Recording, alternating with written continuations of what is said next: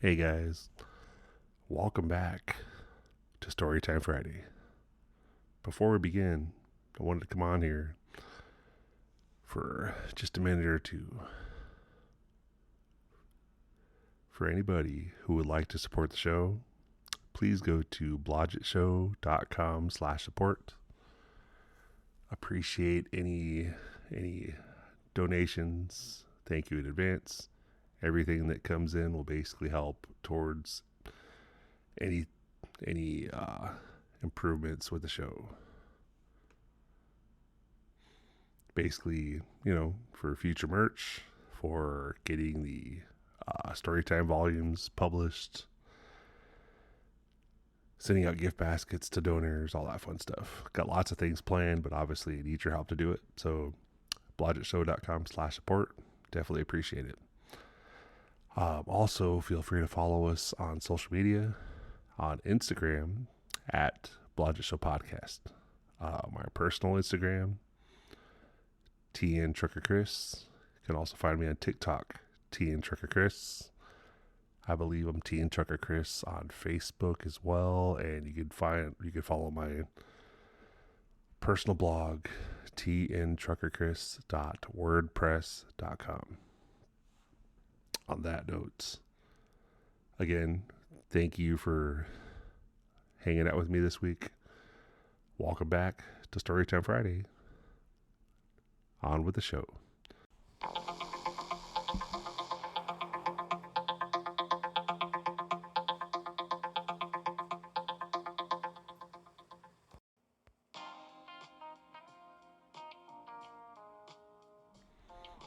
This week's story is titled The Unspoken Betrayal. Prelude. To those who have walked through the shadowed valleys of fractured trust, only to find their way back to the dawn of forgiveness, may this story be a testament to the arduous, yet profound journey of rebuilding. A reminder that even after the deepest wounds, the echoes of love can still resonate, guiding us towards a future where healing is not just a possibility, but a hard-won victory. For the strength found in vulnerability, for the courage to confront the darkness within and without, and for the enduring belief in the resilience of the human heart to mend and to grow. This is for you. May you find solace in these pages, and may your own paths to reconciliation be illuminated by hope and the unwavering power of rediscovered connections. Chapter 1. The cracks appear. The silence in the Oak Haven house was no longer a gentle hush, but a roaring emptiness. Maggie moved through its rooms like a ghost, each step echoing the absence of Michael's presence. The sturdy oak door, which once swung open to the sound of his familiar keys, now remained shut for days, sometimes weeks on end. Each time it did, a little more of the vibrant life they had built together seemed to drain away, leaving behind a hollow shell.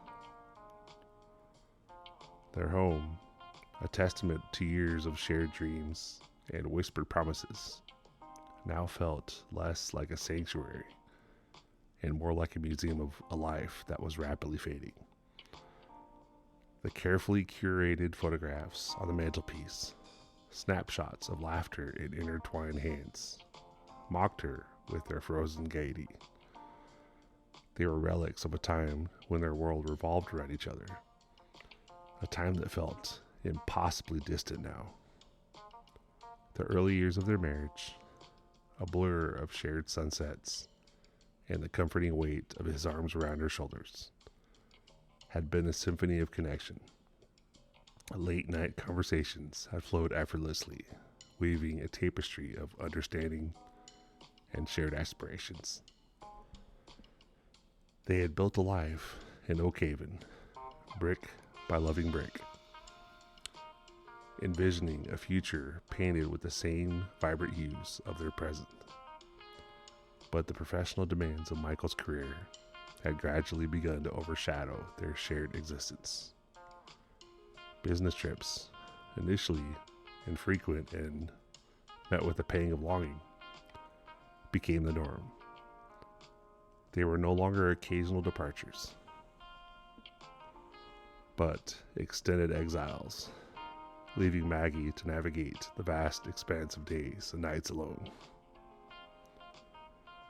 The vibrant hues of their life together began to fade, replaced by a sterile palette of routine. Phone calls, once filled with the warmth of his voice and the promise of his return, devolved into hurried updates and logistical arrangements. Brief visits, punctuated by the jarring sound of a suitcase being dragged across the floor, offered only fleeting solace. Each departure was a fresh wound, the silence that followed more profound than the last.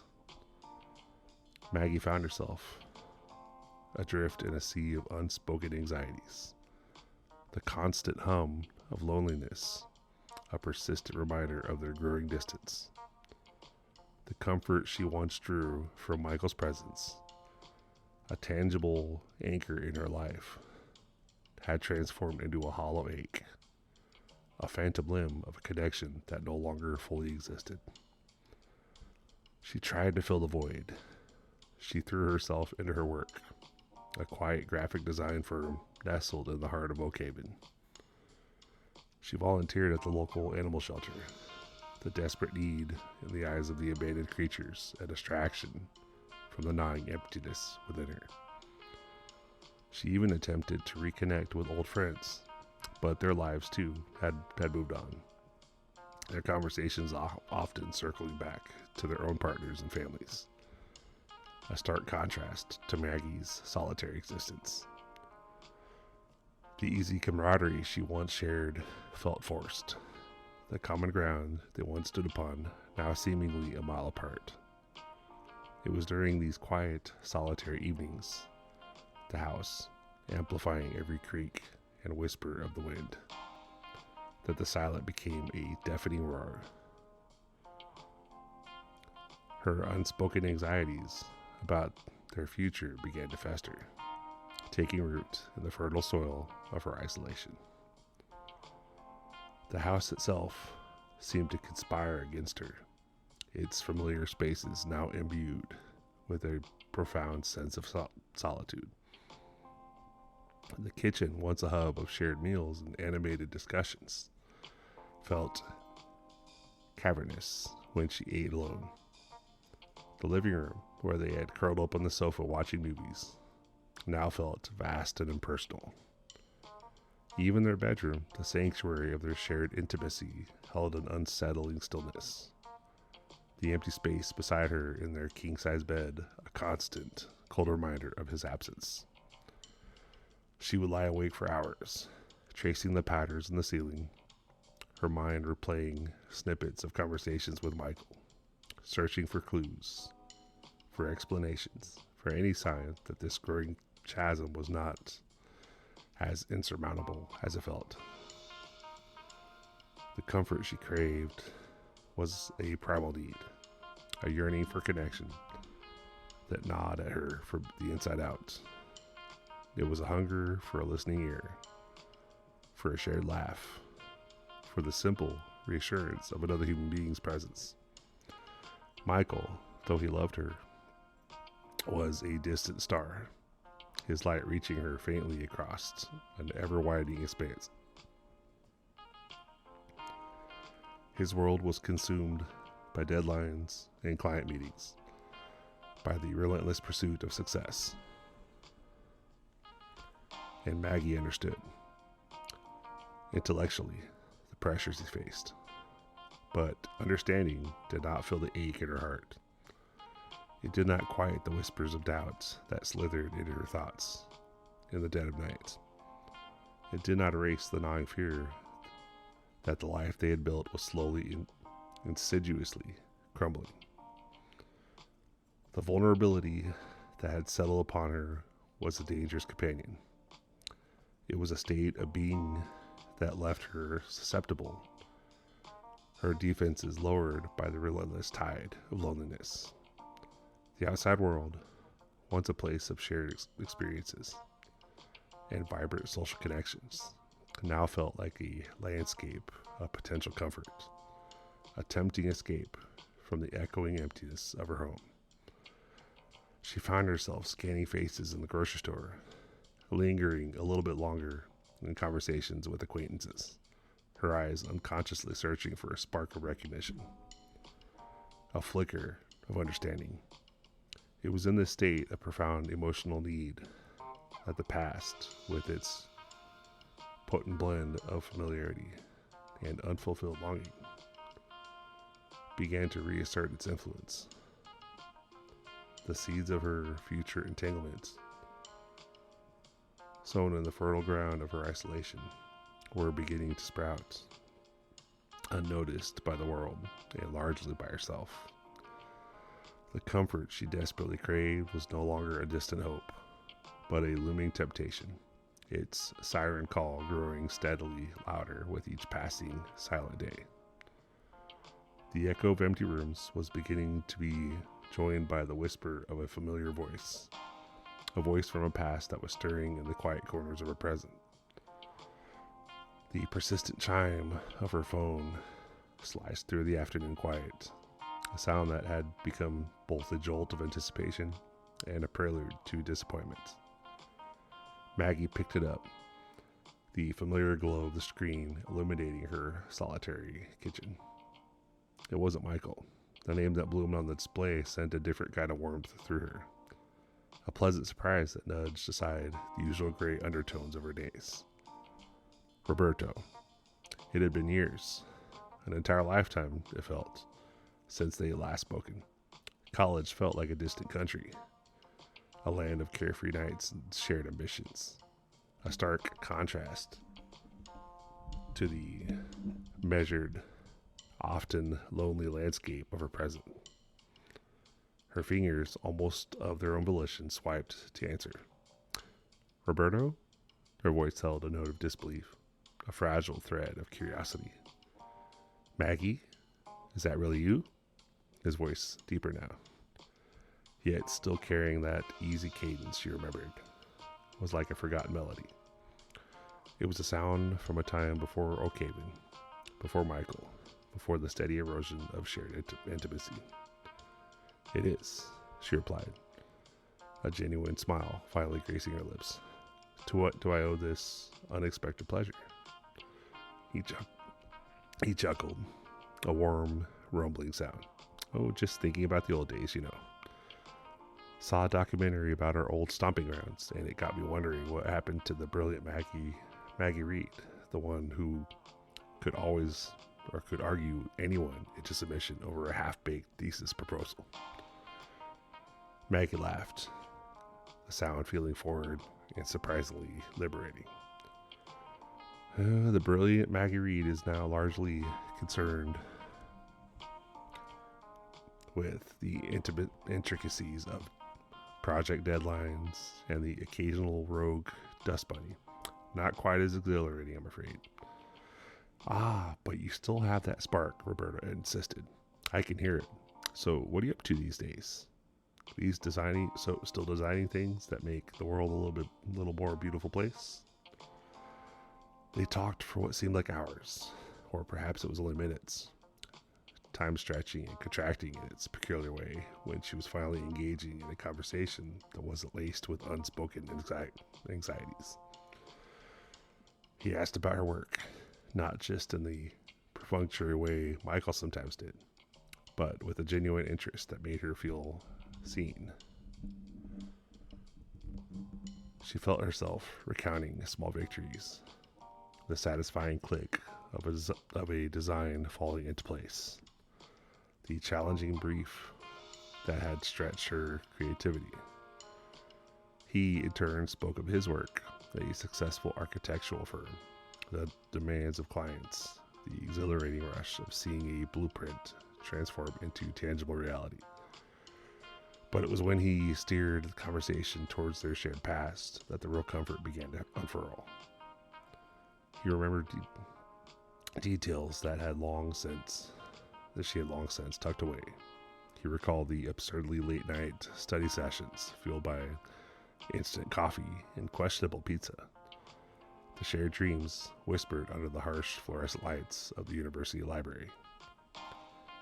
He remembered her quirky habits, the way she'd tap her pen when she was thinking, the specific shade of blue she always favored. Michael, lost in the labyrinth of his career, had long since forgotten these small, defining markers of her personality. Remember that Professor Davies? Roberto asked, his voice laced with amusement. The one who always wore those impossibly loud ties. You absolutely eviscerated his argument in that seminar. I was convinced he was going to spontaneously combust. Maggie's laughter bubbled up again. Oh, Professor Davies, yes. And he never quite looked at me the same way after that. He'd just sort of flinch when I entered the room. The conversation flowed with an effortless grace that had been missing from her life for so long. It was easy, unburdened by the weight of unspoken needs or the silent specter of Michael's absence. Roberto wasn't just a voice on the phone.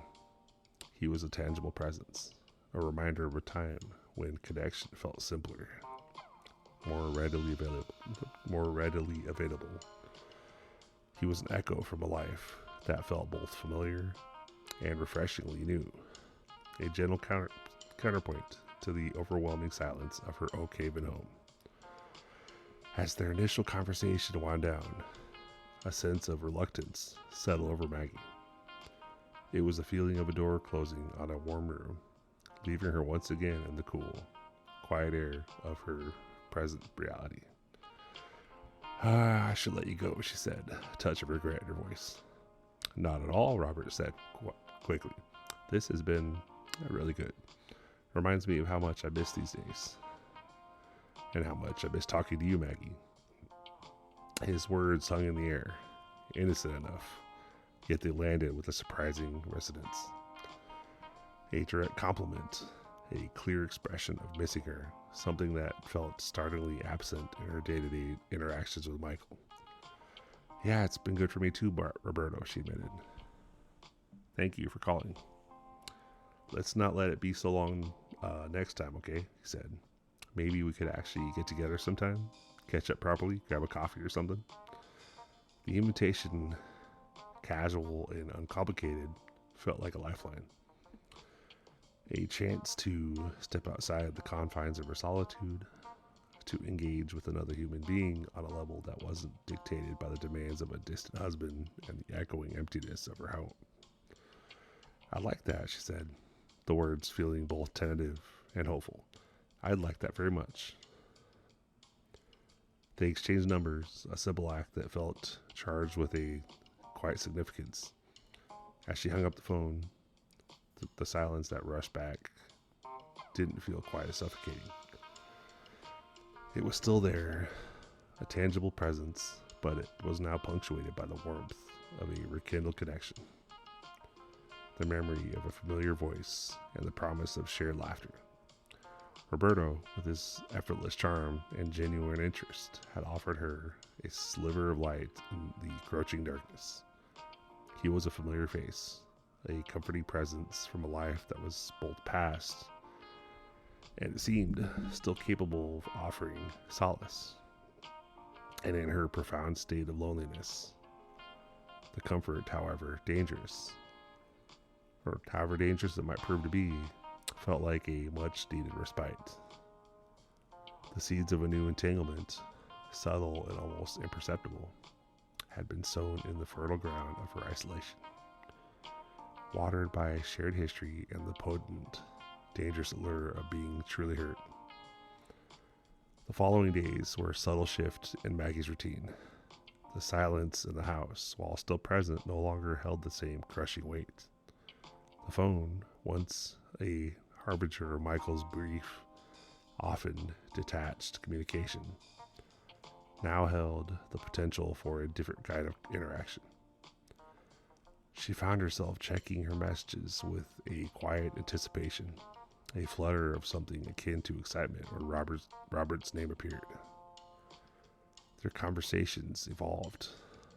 They moved beyond the nostalgic reminiscence of college, delving into the present, but always with that underlying thread of shared history. Robert possessed a rare gift for listening, a quality Maggie had almost forgotten existed. He didn't just hear her words, he absorbed them, his questions probing gently, encouraging her to articulate feelings and observations she hadn't even realized she was holding back. "How was that big client presentation you worried about?" he asked, remembering a casual mention from her first call. Maggie would find herself detailing the nerve-wracking anticipation, the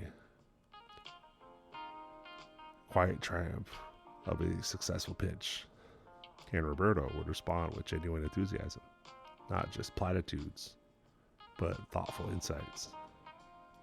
"That's fantastic, Maggie. I knew you'd nail it. You always had that knack for knowing exactly what people needed, even when they didn't know it themselves." It was in these exchanges that the subtle erosion of her defenses truly began.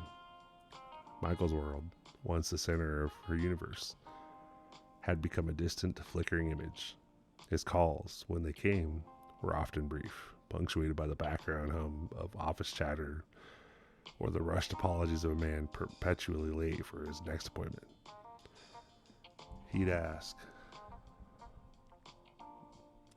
about her day, but his questions felt like routine maintenance, checking in to ensure all was operational rather than a genuine inquiry into her emotional landscape. Roberto, on the other hand, remembered her anxieties about the presentation, the specific challenges of a new project that she'd mentioned in passing. He remembered her favorite obscure indie band and sent her links to their releases. He remembered the small details of her life, the ones that Michael, in his relentless pursuit of professional success, had inadvertently begun to overlook. One evening, as Michael was on another extended trip, Maggie found herself staring at a photograph on the mantelpiece. It was of her and Michael, laughing, their arms wrapped around each other, taken on a rare vacation years ago. The happiness in their eyes was palpable, a stark contrast to the quiet melancholy that now often settled upon her. She sighed, the sound swallowed by the vastness of the living room. Later that evening, her phone buzzed. It was Roberto. "Everything okay?" he texted. His intuition, or perhaps just his attentiveness, seemed to pick up on the subtle shift in her mood. She hesitated for a moment, then typed, "Just a quiet night. Michael's away." A minute later, his reply came. "I get it. Those quiet nights can be loudest, can't they? Want to talk? Or just listen to me ramble about a particularly infuriating client?" Maggie smiled, a genuine, unguarded smile. She typed back, "Ramble away, Roberto. I'm listening." Their conversations became a lifeline, a tether to a world that felt vibrant and alive. He was the antidote to the sterile silence, the comforting murmur of a familiar voice, and the echoing emptiness. He never pressured her, never made her feel like she was being frivolous or overly emotional. He simply offered his presence, his attention, his understanding. He recalled their shared experience with a vividness that brought them back to life. He remembered the thrill of their first college road trip, the slightly terrifying adventure of finding their way through an unfamiliar city with nothing but a crumpled map and sheer youthful optimism. He remembered her infectious, her ability to find joy in the simplest of things, Remember that time we went to the coast and ended up getting caught in that unexpected storm? He typed one evening. We were soaked to the bone, huddled under that flimsy beach umbrella, laughing until we cried. You said, and I quote, "This is exactly what life should feel like. A little bit chaotic, a little bit unpredictable, and absolutely exhilarating." Maggie's heart ached with the bittersweet nostalgia. He remembered. He remembered her words, her feelings, the very essence of what had made her feel alive. Michael, in his pragmatic focus on schedules and responsibilities, had lost sight of that vibrant spirit. I remember, she typed back, her fingers trembling slightly. It does feel like a lifetime ago. Huh? Not so long, Robert replied. Just a different chapter. And chapters can always be rewritten, can't they? His words were a subtle suggestion, a gentle nudge towards the possibility of something more. The lines between friendship and something else, something more complicated, began to blur. It wasn't a conscious decision on Maggie's part, but rather a gradual, almost imperceptible drift. She found herself looking forward to his messages, anticipating their calls, feeling a pang of disappointment when the day passed without a contact. He remembered the small things that Michael had forgotten. He knew her coffee order without her having to ask. He remembered the name of her child or dog, a detail she hadn't thought of in years. He'd sent her articles relating to her interests, not because he expected anything in return, but simply because he knew they would bring her joy. One afternoon, while Michael was still away, Roberto called. His voice, when she answered, held a different tone, a quiet sincerity that made her hold her breath. "Maggie," he began, his voice softer than usual. "I've been thinking a lot about our conversations and, well, you. It's good to have you back in my life." Maggie's chest tightened. The acknowledgement of her presence, the clear expression of his anticipation, felt like a balm on a raw wound. "It's good to have you too, Roberto," she replied, her voice barely a whisper. "You know," he continued, his voice still gentle, "I always admire you, Maggie. Your passion, your intellect, your whole being. You have this incredible light about you, and it makes me sad to think of you feeling dim." The word dim struck a chord, resonating with the quiet despair that had settled upon her. He saw it. He saw the fading of her own light, a light that Michael, in his preoccupation, had failed to notice. I just want you to know," Roberto said, his voice firming slightly, "that you don't have to feel that way. Not with me." The unspoken invitation hung in the air, heavy with possibility and peril. He was offering a refuge, a comforting embrace in her time of need. He was a familiar face, a promise of the attention and validation she craved. But in the quiet intimacy of their shared history and her current vulnerability, Roberto was also becoming a dangerous comfort, a path that, while alluring, led away from the life she had built, however fractured it had become. The comfort he offered was genuine, but the foundation upon which it was being built was shifting, threatening to crumble under the weight of unspoken desires and the inherent complexities of human connection. She was adrift, and Roberto, with his warm smile and attentive gaze, was the closest port in that storm, a port that offered solace, but also the potential for a shipwreck. The cracks in the foundation of her marriage were widening, and in the deepening fissures, a dangerous new warmth was beginning to bloom. The subtle shift in Maggie's routine, initiated by Roberto's unexpected call, had deepened into something more substantial. Their conversations, once confined to the ephemeral realm of phone calls and texts, began to bleed into the physical world. It started innocently enough, a chance encounter at the local farmer's market. A shared aisle at the grocery store. Quick waves that stretched into brief, stolen chats. But as the days turned into weeks, these casual encounters gained a new intentionality.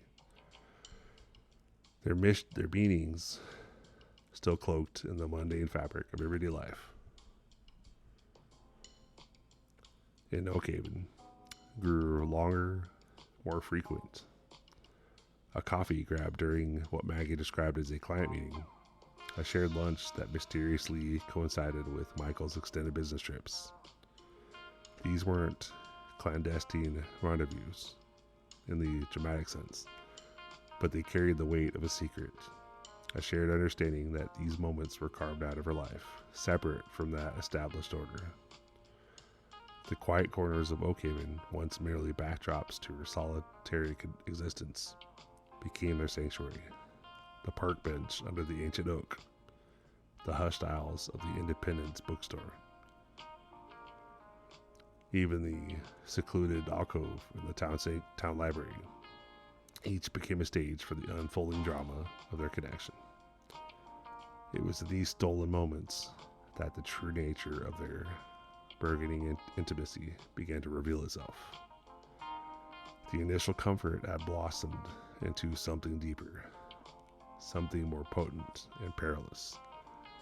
A shared glance across a crowded cafe held a new weight, a silent conversation that spoke volumes about unspoken desires. A brush of hands as they reached for the same book in the bookstore sent a jolt through Maggie, a sensation both startling and exhilarating. These were not the accidental touches of a polite acquaintance.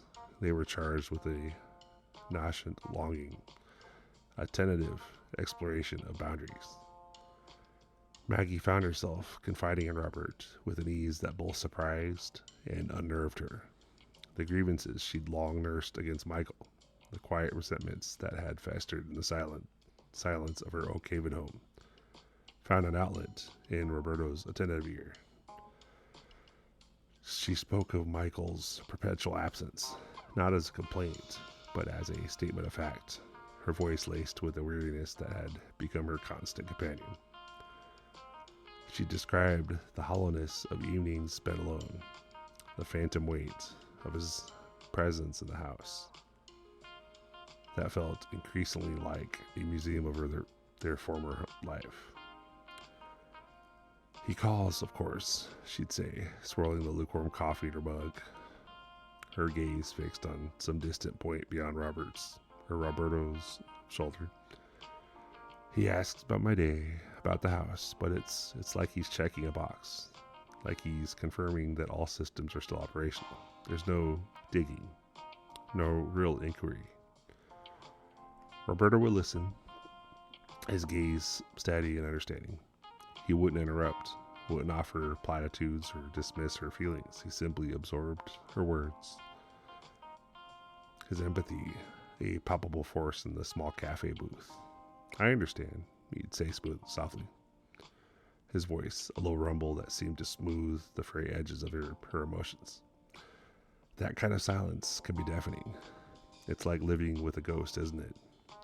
Someone who's physically present but emotionally miles away. He spoke of his own life, the demands of his architectural firm, the relentless pursuit of perfection that often consumed him. But there was a crucial difference. While Michael's ambition seemed to bulldoze over their shared life, Roberto's spoke of a passion he pursued, yet he seemed to possess the capacity to compartmentalize.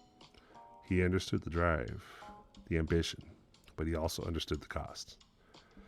There are times, he admitted one afternoon, as they walked along the riverbank, the crisp autumn air whipping strands of hair around Maggie's face.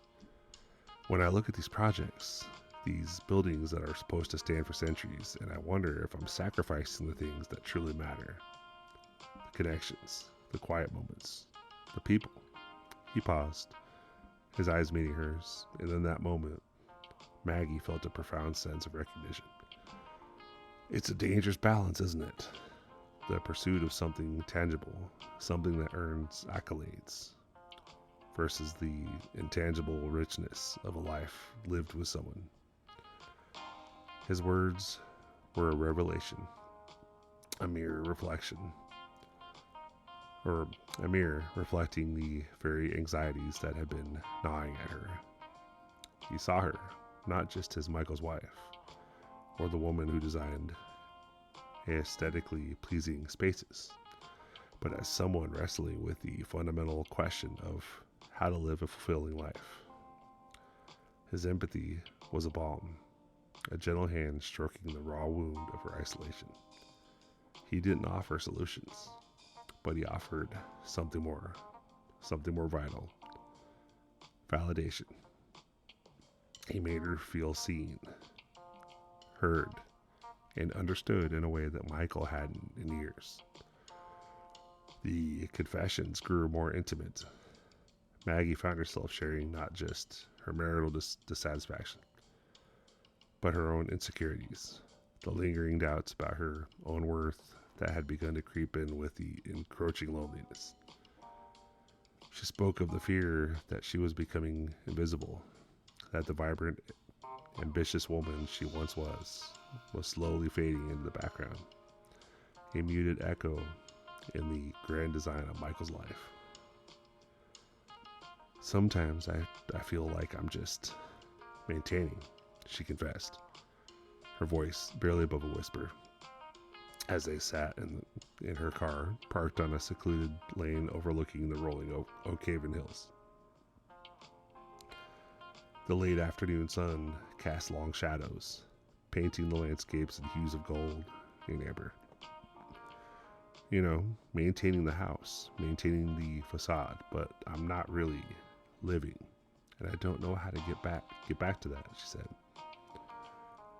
Robert reached out, his hand covering hers on the gear shift.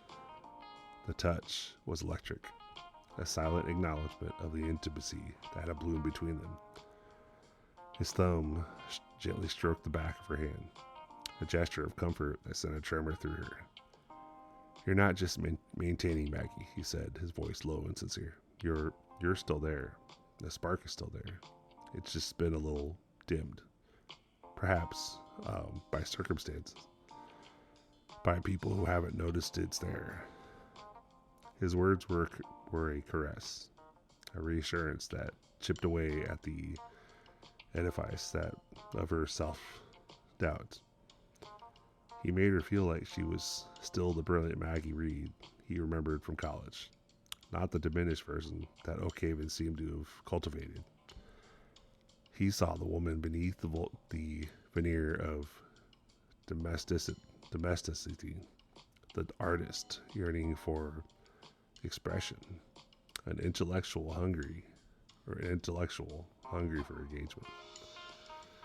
He, in turn, began to share more personal vulnerabilities, the pressure he felt to constantly innovate, the fear of creative stagnation, the occasional pang of loneliness that even his successful career couldn't entirely fill.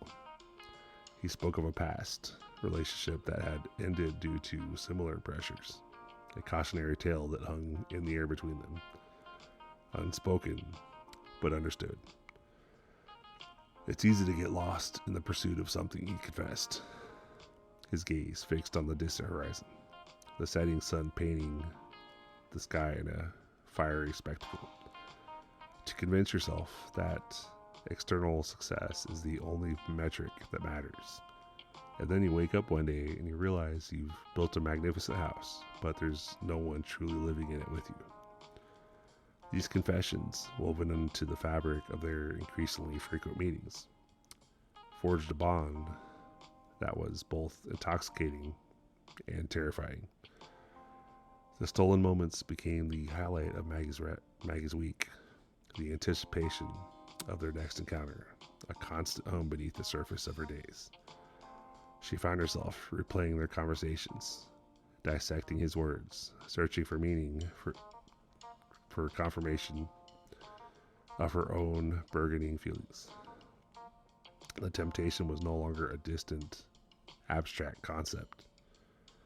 It was a tangible presence, a warm current flowing between them, fueled by shared confidences and unspoken desires. It resided in the lingering eye contact, the way his gaze would trace the curve of her jaw, the subtle tremor in his voice when he spoke her name. It existed in the almost imperceptible lean of their bodies towards each other when they spoke, a subconscious magnetic pull. One evening as they sat in his car, the silence between them was charged. Michael was on another cross-country trip, and the house felt particularly empty. Roberto had suggested a drive, a way to escape the quiet. They hadn't spoken much since leaving Maggie Street. The only sound was the gentle hum of the engine and the rhythmic whisper of the tires on the asphalt. Maggie watched the passing streetlights, each one a brief spark of illumination in the encroaching darkness. She felt a knot of nervous anticipation tighten in her stomach. She knew with a certainty that both thrilled and terrified her, that the carefully constructed boundaries between them were beginning to crumble. Roberto reached over and turned off the engine. The sudden silence was profound, amplifying the sound of her breathing. He turned to face her, his expression unreadable in the dim interior. "Maggie," he said, his voice a low murmur. This has become important to me, more important than I expected." Her heart hammered against her ribs. She couldn't speak, could only meet his gaze, her own eyes wide with a mixture of fear and longing. He gently reached out and cupped her cheek, his thumb tracing the curve of her cheekbone. His touch was tentative, questioning, yet filled with an undeniable warmth. "I find myself thinking about you constantly," he confessed, his voice rough with emotion. "About your smile, about the way you laugh when you think something is truly funny, about how much I've come to need these moments with you." Maggie's breath hitched. The words he spoke were the very things she craved to hear, the affirmation that had been absent for so long. In his gaze, she saw not just desire, but a profound understanding, a recognition of the woman she was, and the woman she longed to be. The temptation, once a whisper, was now a roaring tide, threatening to sweep them both away. The clandestine nature of their meetings, the shared secrets, the deepening emotional dependency, it had all coalesced into a potent brew, a dangerous elixir that neither of them seemed entirely ready, or perhaps willing, to resist. The quiet corners of Oakhaven, once merely a setting, had become a crucible, forging a connection that was just as beautiful as it was precarious. The unspoken question hung in the air between them, heavy with anticipation after Roberto's confession. Maggie's breath caught her throat, her gaze locked on his, searching for any hint of doubt, any flicker of hesitation in his earnest eyes. But there was only sincerity, a quiet determination that mirrored the turmoil churning within her. The comfort of their shared conversations, the balm of his understanding, had pulled her into a sense of emotional safety, a space where she felt seen and valued.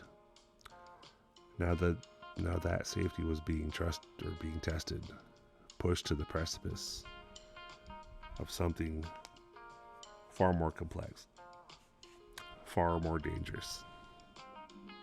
"Maggie," Roberto repeated, his voice a soft rumble, his thumb still tracing the delicate lines of her cheekbone, a touch that sent 1,000 tiny sparks dancing across her skin. I don't want this to be just about talking anymore. I want to be closer to you in every way." The words, though spoken with a gentleness that belied their import, landed with the force of a physical blow. Her mind, usually so adept at navigating the intricate design of spaces, felt suddenly disoriented. The familiar architecture of her life crumbling around her. The allure was undeniable. The careful cultivation of their connection had been a slow burn, a gradual melting of her reservations under the steady warmth of his attention.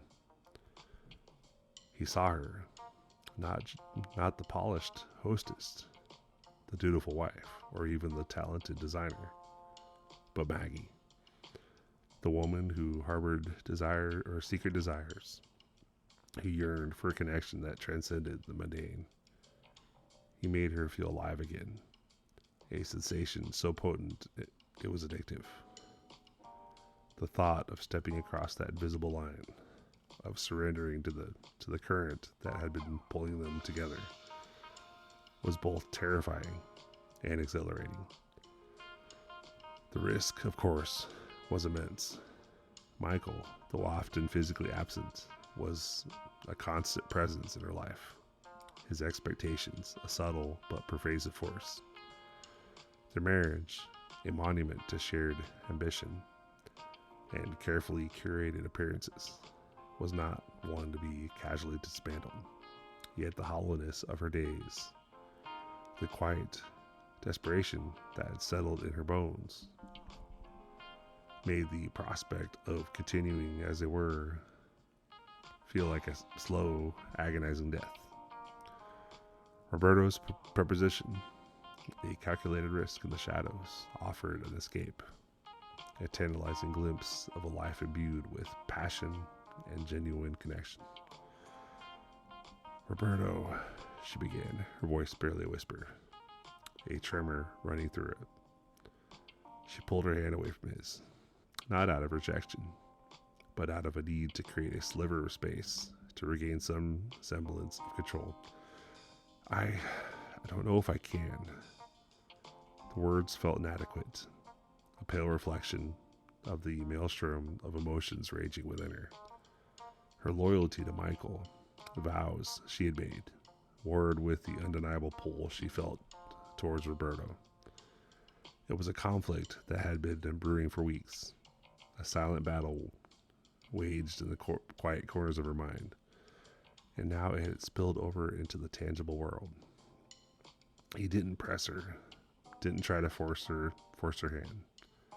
Instead, he simply watched her, his gaze unwavering, allowing the silence to stretch, to become a shared space of contemplation. "I understand," he said, his voice softer now, laced with a hint of melancholy. "But Maggie, what we have, it's real. It's more than just friendship, and I don't want to let it fade away because we're afraid."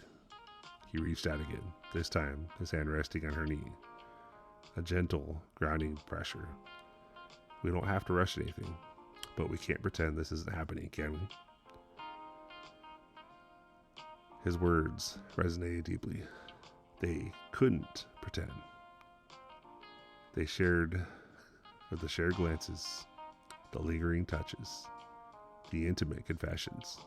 They had woven a tapestry of shared experience that was too rich, too vibrant to ignore. The thrill of their clandestine meetings had become a vital part of her existence.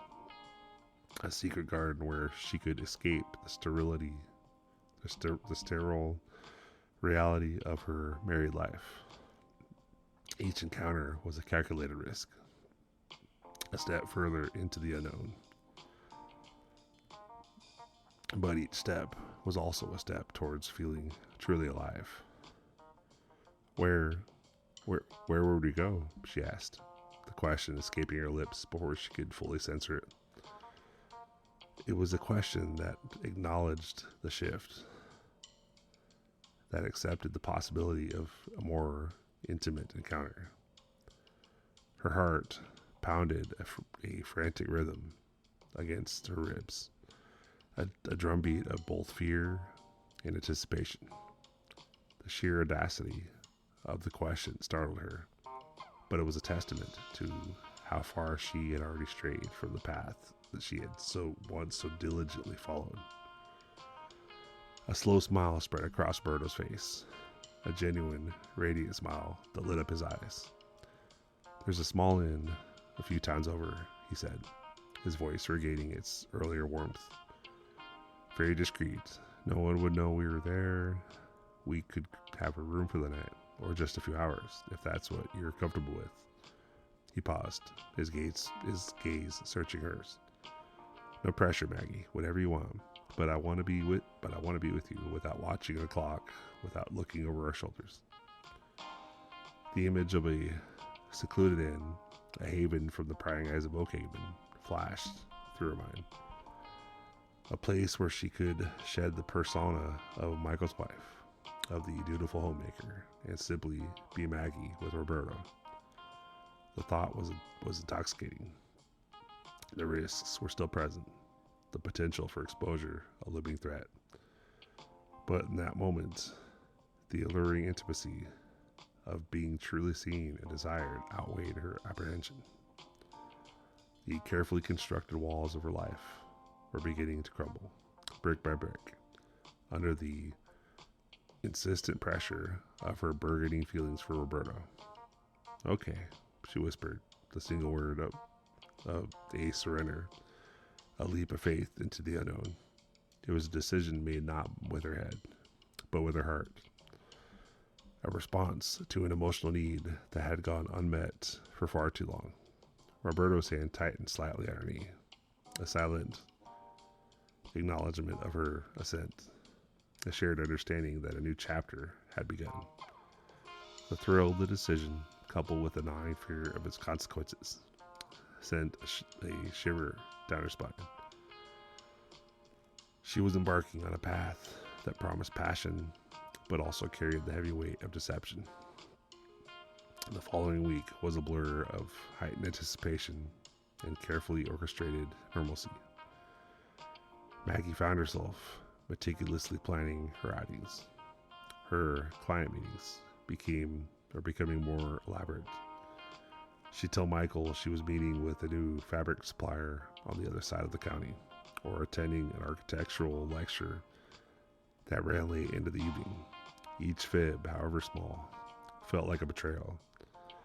Yet it was a necessary prelude to the rendezvous she craved. The guilt was a persistent undercurrent, but it was often drowned out by the intoxicating thrill of secrecy and the genuine joy she found in Roberto's company. Their first real meeting, as Roberto had termed it, took place on a Tuesday afternoon. Michael was in Chicago, a fact Maggie had confirmed with a casual inquiry about his travel plans. She told him she had an afternoon appointment with a landscape architect, a plausible excuse that allowed her to leave the house for several hours. She drove to a small, charming cafe nestled in a grove of ancient oak trees, mild from Oakhaven, a place she'd never visited before. The air was crisp, carrying the scent of pine and damp earth. Roberto was already there, seated at a corner table, nursing a cup of coffee. He looked up as she entered, his face breaking into a warm, welcoming smile. The relief that washed over her at seeing him, at being in his presence without the pretense of casual acquaintance, was immense. He stood as she approached, his eyes crinkling at the corners. "Maggie," he said, his voice laced with a warmth that sent a familiar flutter through her. "You came." "I said I would," she replied, a shy smile playing on her lips. She slid into the seat opposite him, the worn velvet of the booth a soft embrace. The intimacy of the setting, the quiet hum of conversation from other patrons, the soft jazz playing in the background, all contributed to an atmosphere of comfortable secrecy. They talked for hours, not about marital woes or profound frustrations, but about art, about literature, about their dreams and aspirations. Roberto spoke of his passion for sustainable architecture, of his desire to create spaces that not only house people but nurtured them, Maggie found herself sharing her own long-suppressed artistic ambitions. The creative spark that Michael's pragmatic worldview had all but extinguished. He listened with an attentiveness that made her feel as though her words were precious, but her thoughts held genuine value. I remember in college, he said, leaning forward, his gaze intense. You had this way of seeing things, of finding the beauty in the most unexpected places. You'd sketch on napkins, on the back of lecture notes. You had this fire in your eyes. Maggie blushed, a rare flush of pleasure. I was just exploring, she murmured, before life got so structured. Life shouldn't stifle exploration, Maggie, he countered gently. It should encourage it. You have so much to offer, so much talent waiting to be unleashed.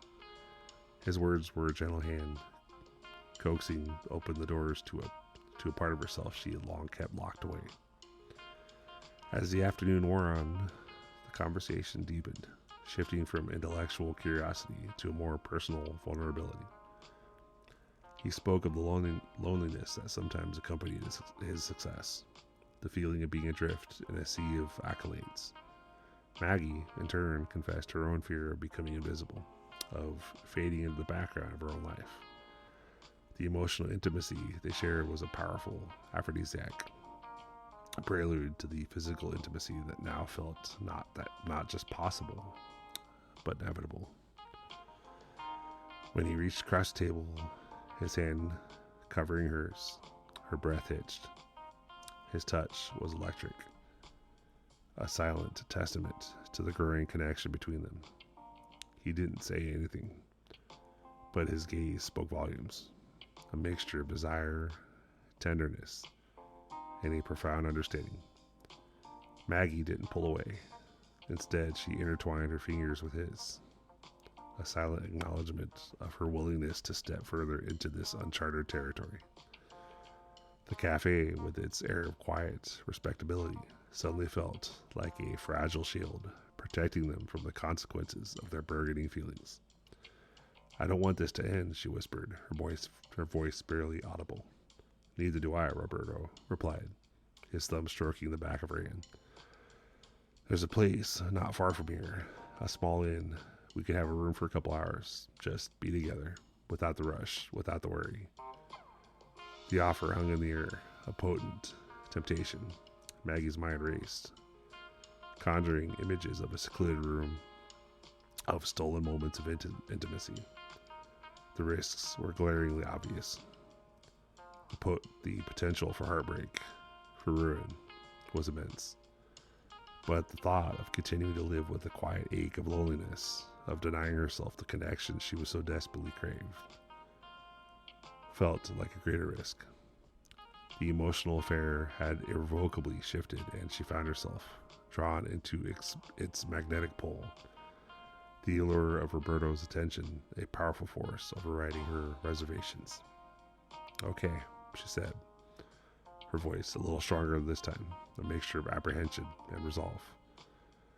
The word was a commitment, a conscious choice to embrace the danger. Roberto's smile widened, a genuine expression of relief and joy.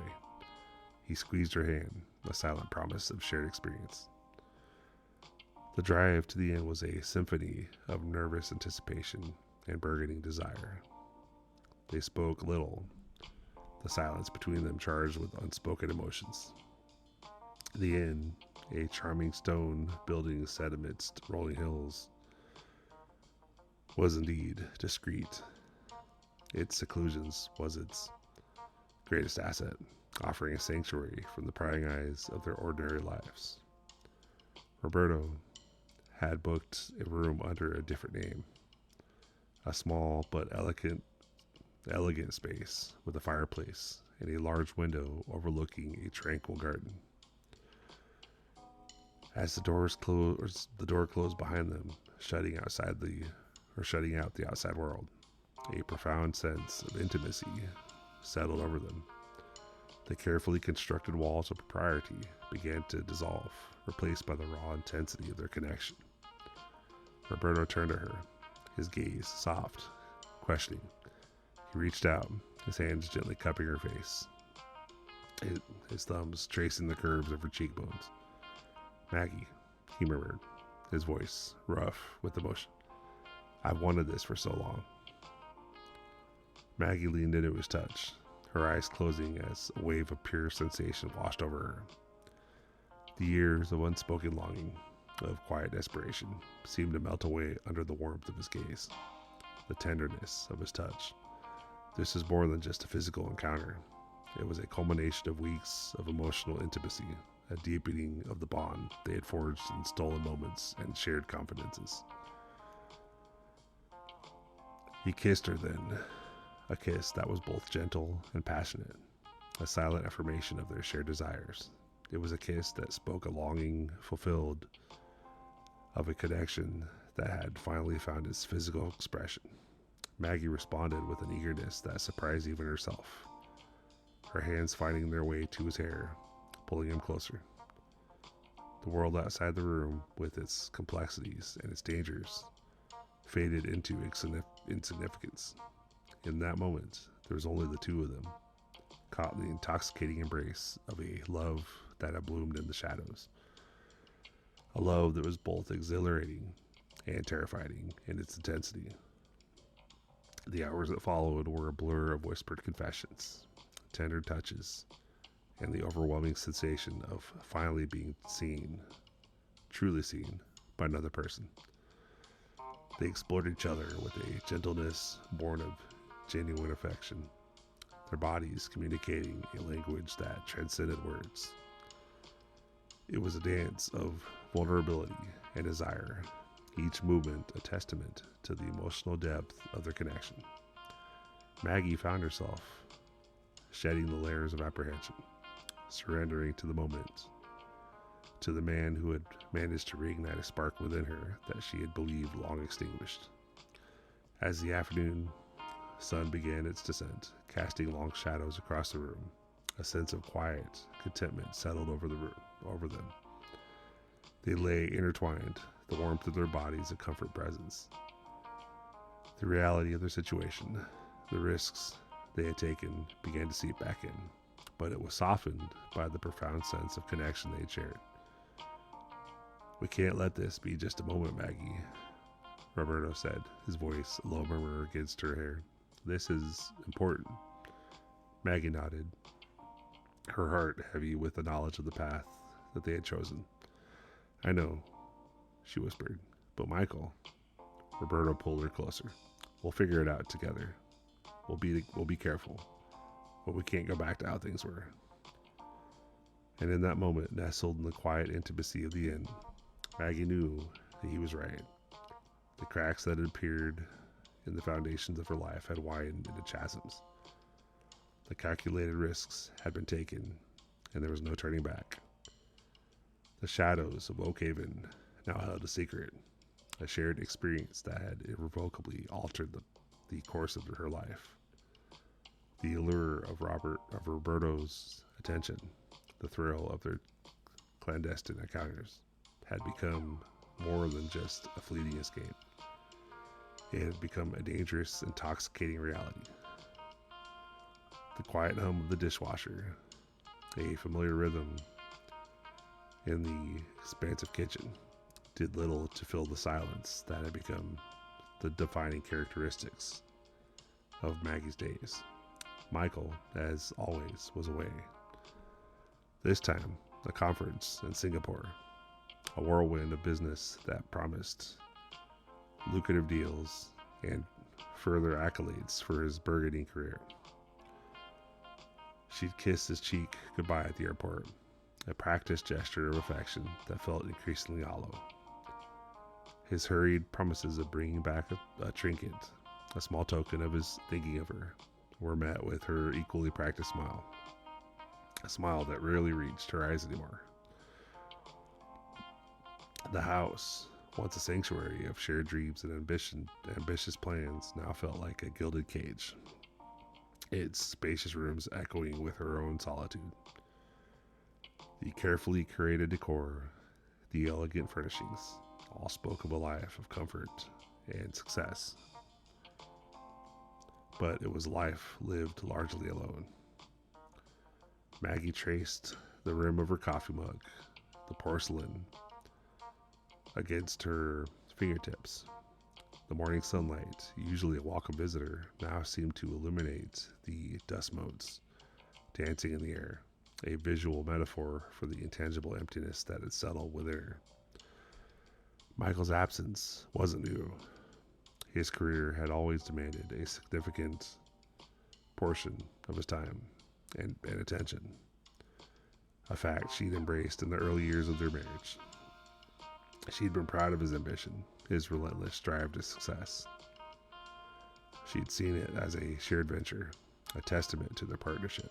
But somewhere along the line, the balance had shifted, the ambitious goals eclipsing the intimacy they once shared. His achievements, once a source of collective pride, now felt like milestones he reached without her, leaving her further behind him in his wake. She remembered a time when their evenings were filled with shared meals, with animated discussions about their day, about their future. They'd pore over architectural magazines, her sketching ideas for their dream house, him outlining the financial strategies to make it a reality. Now, their conversations were relegated to hurried phone calls, a brief exchange of pleasantries and logistical updates. "How's the house?" he would ask, his voice tinged with distant weariness. Fine," she'd replied, the word a meager shield against the flood of unspoken feelings.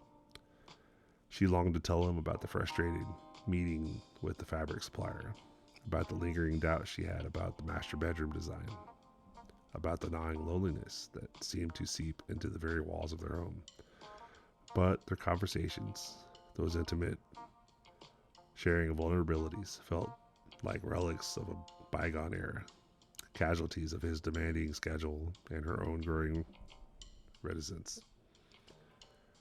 The suburban landscape, once an idyllic backdrop to their burgeoning life, now felt isolating. The manicured lawns, the identical houses, the quiet streets that seemed to hold their breath as twilight descended, it all contributed to a sense of detachment. She'd waved to neighbors, exchanged pleasantries at the grocery store, but those interactions remained superficial. More social courtesies that failed to penetrate the protective shell she built around herself. The vibrant social circles they'd once cultivated seemed to have fractured with Michael's increasing absence, leaving her with a small circle of acquaintances, none of whom truly understood the quiet dissolution she felt. Her friends, mostly married with young children, were consumed by the demands of their own families. Their lives a whirlwind of school runs, playdates, and sleepless nights. While she loved them dearly, their realities were a world away from her own carefully structured yet deeply lonely existence. The house itself, a testament to their shared vision and Michael's financial success, had become a symbol of her confinement. Designed with an architect's precision and furnished with the decorator's eye, it was a masterpiece of modern living. But the vastness of the open-plan living area, the soaring ceilings of the master suite, the multiple guest rooms that remained perpetually empty, they all served to magnify her solitude. She'd wander through its immaculately kept rooms, her footsteps echoing on the polished hardwood floors. A solitary figure in a landscape of opulent emptiness. The silence was punctuated only by the ticking of the antique grandfather clock in the hallway. A relentless reminder of time passing, of opportunities missed, of needs unmet. She found herself gravitating towards the small, sun-drenched nook in the library, a space she had designed herself, a quiet refuge from the sterile perfection of the rest of the house. Here, surrounded by her collection of art books and novels, she would lose herself for hours, seeking solace in the stories of others, in the imagined words that offered a temporary escape from her own. It was in these quiet hours, with only the rustle of turning pages for company, that the full weight of her unacknowledged needs would press down on her. She craved conversation, not just polite banter, but the kind of deep, probing discussions that explored the nuances of human experience. She yearned for companionship, for the simple act of sharing a meal, a laugh, a quiet moment of understanding with another person. Most of all, she ached for the emotional intimacy, for the feeling of being truly seen and heard, of having her inner world and acknowledged and validated. The absence of these fundamental elements had created a void within her, a fertile ground for creeping dissatisfaction. It wasn't a sudden, dramatic disillusionment, but a slow, insidious erosion of her emotional well-being, like a slow leak in a meticulously maintained structure. The constant, subtle drain of unmet needs began to weaken the foundation of her contentment. She found herself replaying past conversations, dissecting subtle cues, searching for any sign that Michael understood the depth of her loneliness. But his infrequent expression of affection, though genuine, were often superficial. A balm applied to a wound that required deeper healing. He would tell her he loved her, that he was doing all of this for them. But the them felt increasingly like a distant concept, a theoretical construct rather than a lived reality. Her days, once filled with the energy of a burgeoning career and the excitement of building a life together, had become a monotonous cycle of maintaining the house, managing household affairs, and waiting for Michael's return, waiting for a text message, waiting for a phone call that night that might offer a glimpse of connection. This pervasive sense of waiting had bred a subtle but persistent anxiety, a feeling of being perpetually on hold, her own life suspended indefinitely. The energy that had once fueled her creativity and her ambitions now seemed to dissipate into the vast expanse of her solitude, leaving her feeling drained and listless. She had tried in the early days to articulate her feelings. She'd gently broached the subject of his travel schedule, of her own feelings of isolation, but her attempts had been met with his earnest reassurances that he was working hard for her, that his absence was temporary, that soon things would be different. These well-intentioned words, while meant to soothe, had the unintended effect of invalidating her feelings. It implied that her loneliness was an overreaction, the product of her own inability to appreciate his sacrifices. Gradually, she had stopped trying to voice her needs, retreating into herself, the silence becoming a protective barrier against further disappointment.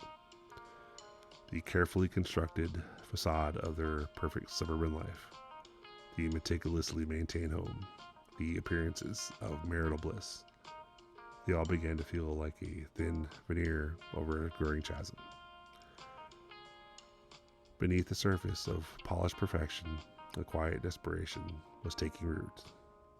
The emotional landscape of her marriage, once fertile and vibrant, had become barren, parched by the relentless sun of her husband's professional ambitions and her own suppressed yearning. She was a woman adrift in a sea of material comfort, her emotional anchor lost somewhere in the distant shores of Michael's demanding career. The silence in the house wasn't just the absence of noise. It was the absence of connection, the palpable weight of unmet needs that pressed in on her from all sides. And in that suffocating silence, a seed of discontent, long dormant, began to stir, preparing to bloom into something far more complex and potentially devastating. The cracks, once mere hairline fractures, were beginning to widen, threatening the very foundation of her carefully constructed world. She felt the subtle shift, the growing awareness that the life she was living, the life she had so diligently built, was no longer enough. The emotional void, once a minor inconvenience, was becoming a gaping maw, threatening to consume her home. In the quiet suburban streets, the manicured lawns, the echoing halls of her beautiful home, all bore silent witness to the profound loneliness of a woman waiting for a connection that never seemed to arrive. Chapter 2: The Unraveling Truth.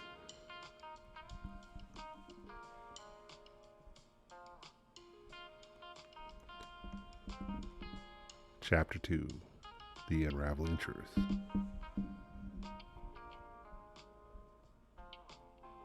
The whir of the hard drive was a low, almost imperceptible thrum beneath the usual domestic symphony of the house. The hum of the refrigerator, the distant gurgle of the pipes, the soft trickling or soft ticking of the grandfather clock in the hall. Michael sat at the home office desk, a space that was usually Maggie's domain, filled with the scent of her preferred lavender diffuser and the soft glow of her reading lamp. He was back from Singapore, the whirlwind of meetings and deals, a blur in his memory, replaced by a gnawing unease that had settled in his gut the moment he'd stepped off the plane. Maggie had been different, distant, preoccupied, her usual effervescence replaced by a subdued quietude that he'd initially attributed to his own prolonged absence. He wanted to surprise her, to show her he wasn't just the man who flew in and out of her life, but someone who still cherished their shared world. He decided to get a head start on organizing some of the digital clutter, the endless stream of shared documents and photos that had accumulated over the years. It felt like a tangible way to bridge the gap that had widened between them, a silent offering of his commitment to their shared life. He navigated the familiar folders with practiced ease: vacation photos, home renovation plans, financial records. Each click of the mouse was a step closer, was a step deeper into their shared digital history, a testament to the life they had painstakingly built. He found himself smiling at a folder labeled "Our First Apartment," filled with grainy, pixelated images of their younger selves, laughing in a cramped, sun-drenched space that felt a million miles away from the sprawling elegance of their current home.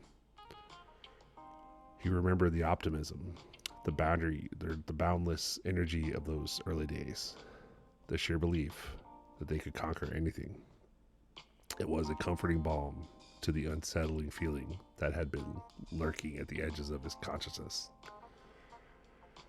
He was about to close the window, the task of digital decluttering feeling more like an excavation of bittersweet memories than a practice chore, when his cursor hovered over a folder he didn't recognize.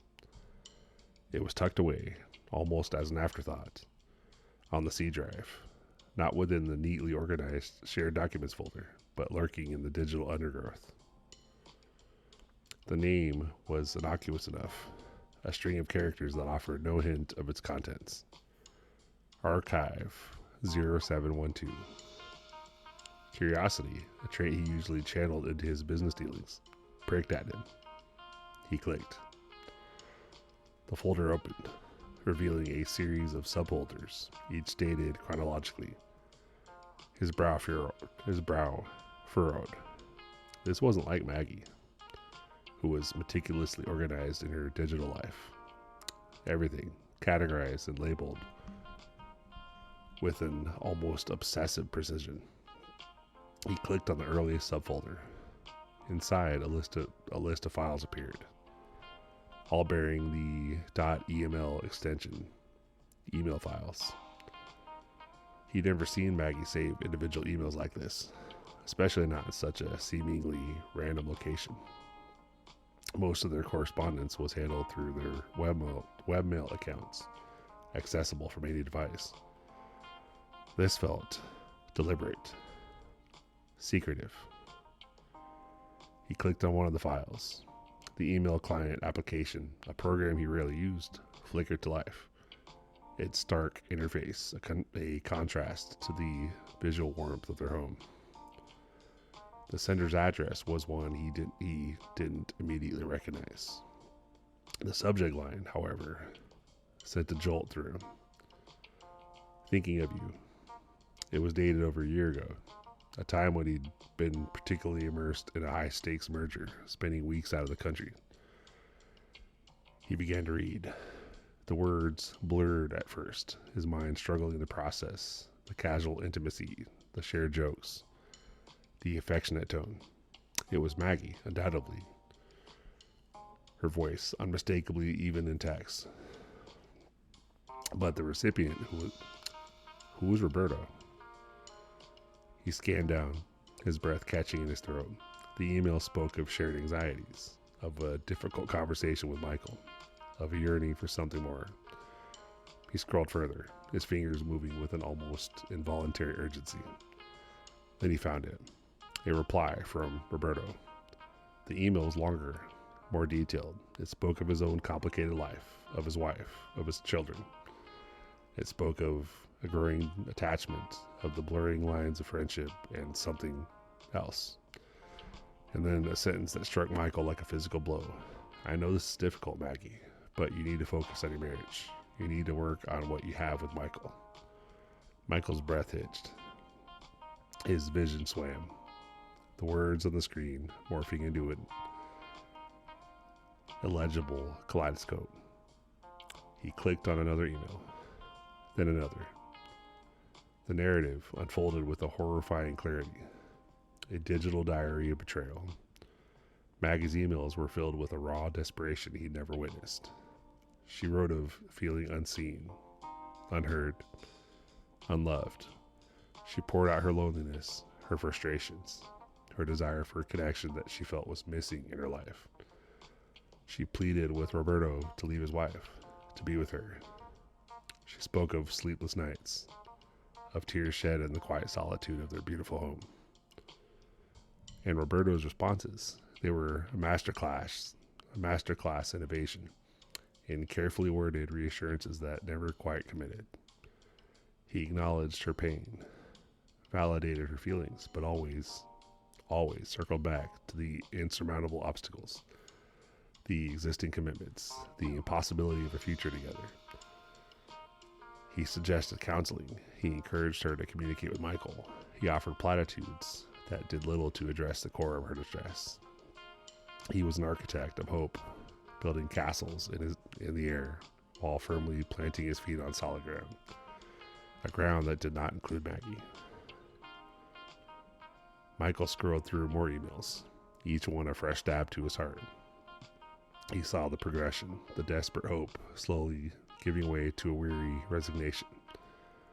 But the underlying intimacy, the deep emotional connection, remained palpable.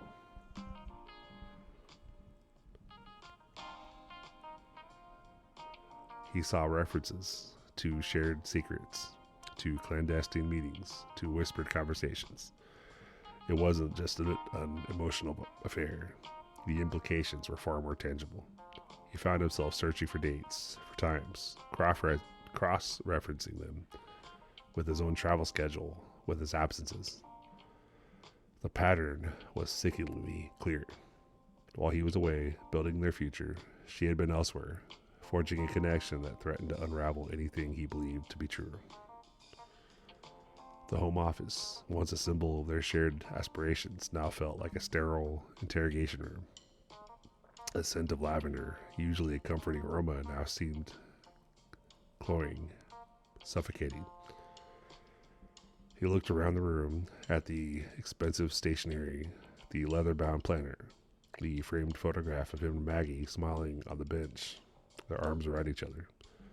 The image seemed to mock him, a cruel testament to a past that was now irrevocably tainted. He found himself clicking on a more recent email thread. Maggie's tone had shifted again, a desperate plea to end it, to sever their connection. But the underlying pain was still there, a deep ache that resonated through the carefully crafted sentences. Roberto's reply was swift, almost dismissive. He spoke of needing space, of needing to protect his own family. He offered a final chilling assurance. Maggie, I will always care for you, but we can't do this anymore. You need to find your own peace. Find her own peace. The words echoed in the cavernous silence of the room. A bitter irony. What peace could she find, Michael wondered, after engaging in such a profound deception? The woman he thought he knew, the woman he loved, the woman he had built a life with, was a stranger. Her digital ghost, the one he had stumbled upon in this forbidden folder, was a phantom conjured from secrets and lies, a manifestation of a reality he had been blissfully, tragically unaware of. He continued to scroll, his eyes blurring, his mind a battlefield of conflicted emotions. Shock, anger, profound sadness, and a deep, unsettling sense of betrayal. He found emails that detailed the intensity of their connection, the stolen moments, the whispered confessions. There were references to shared vulnerabilities, to moments of profound emotional intimacy that he, Michael, had been absent for.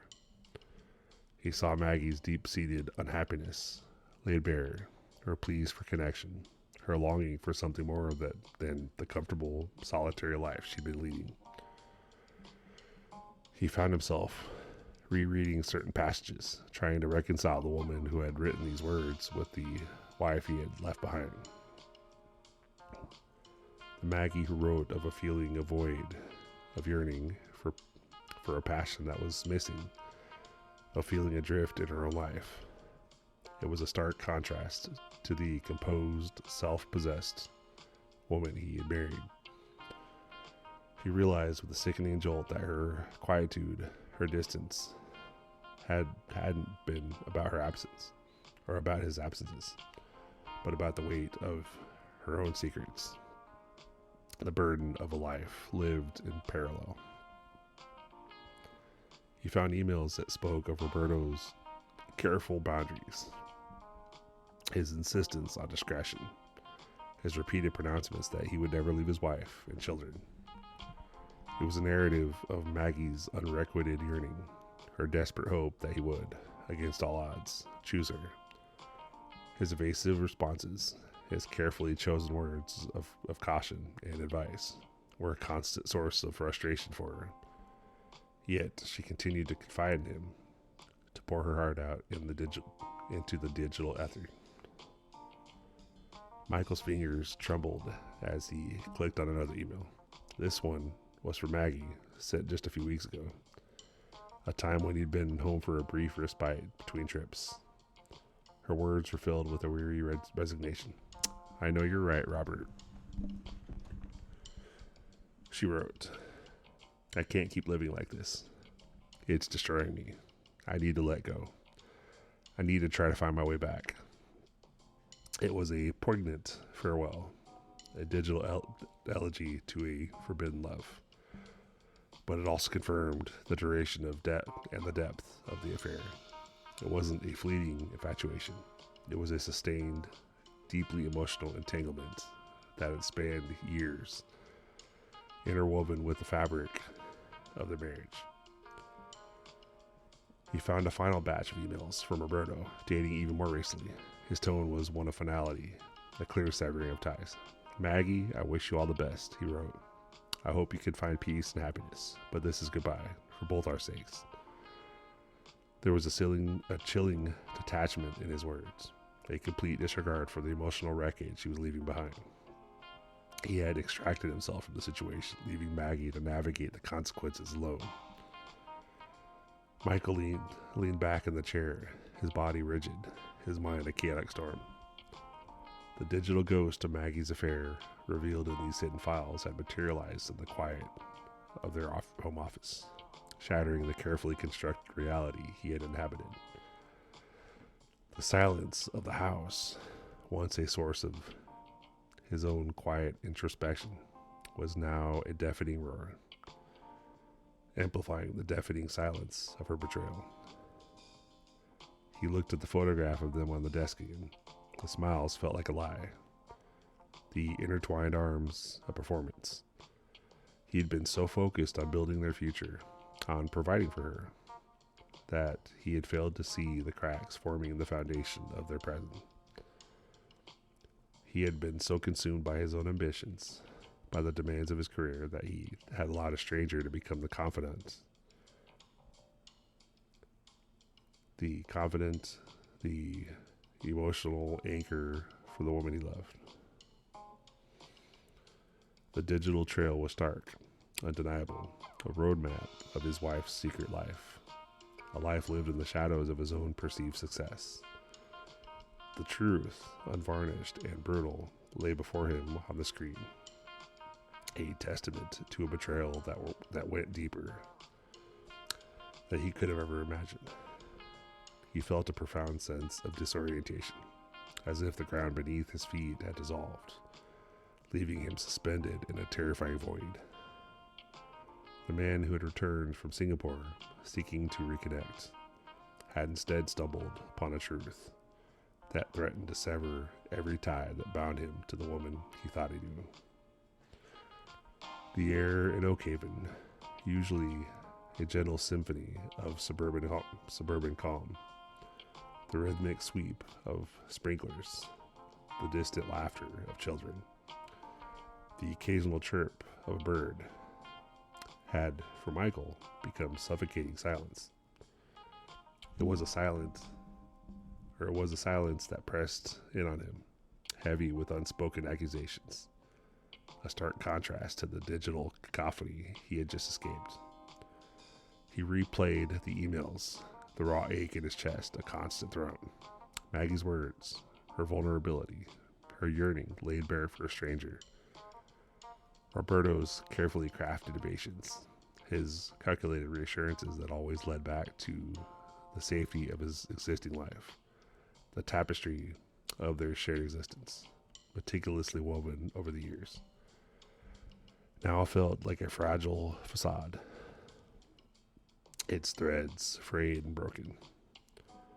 He walked through the house, his movements stiff, his senses heightened to an almost painful degree. The scent of lavender in Maggie's office, once a calming balm, now felt medicinal, an attempt to mask a deeper sickness. He traced the smooth, cool surface of the polished oak dining table, the same table where they had shared countless meals, celebrated anniversaries, and discussed their future with an easy optimism. Now, the very thought of sitting there with her felt like a cruel joke. The framed photograph on the mantelpiece, the one of them beaming on a Tuscan hillside, seemed to mock him.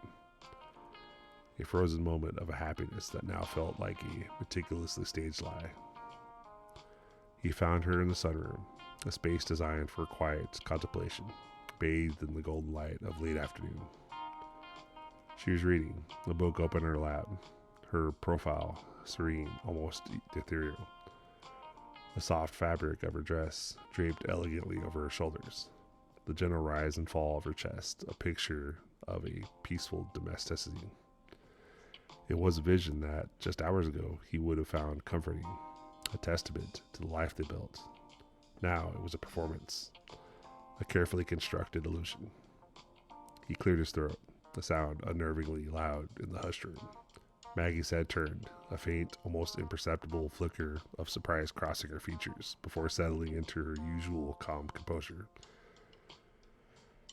Her smile, when it came, was practiced, a little too bright. "Michael, you're back early. I didn't expect you until tomorrow."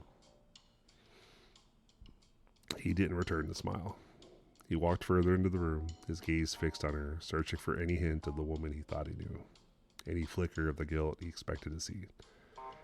"I wanted to surprise you," he said, his voice tight, devoid of its usual warmth. He paused, the words catching in his throat. He had rehearsed this, imagined 1,000 scenarios, but the reality was cold. The reality was a cold, hard knot in his stomach. Maggie's eyes narrowed slightly. A subtle shift in her demeanor. The serene facade wavered, revealing a flicker of apprehension. Well, it's a lovely surprise, she said, her voice a shade too casual. She closed her book, placed it on the small table beside her. Singapore must have been intense. You look tired. I am tired, he said, the admission laced with a bitterness he couldn't suppress. He walked to the window, staring out at the manicured lawn, the vibrant rose bushes that Maggie tended with such care. They were symbols of their life, of their shared commitment, or so he had believed. He turned back to Maggie, his eyes meeting hers. Maggie, he began, his voice low, deliberate. I was in your office earlier. The color drained from her face. A subtle, almost imperceptible paling that spoke volumes. Her hands, which had been resting demurely on her lap, clenched into fists. Oh, she said, her voice barely a whisper. Looking for something? He took a deep breath, a scent of roses suddenly overwhelming him. I found something, he said, in a folder. Archive 0712. The silence that followed was absolute, broken only by the distant hum of the refrigerator from the kitchen, a mundane sound that seemed to underscore the enormity of the moment. Maggie's gaze dropped to her hands, her knuckles white. She didn't speak, and Michael felt a surge of anger, a raw, burning heat that threatened to consume him.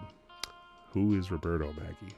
He asked, his voice still quiet, but the undertone of steel was unmistakable. Her head snapped up, her eyes wide with a mixture of fear and defiance.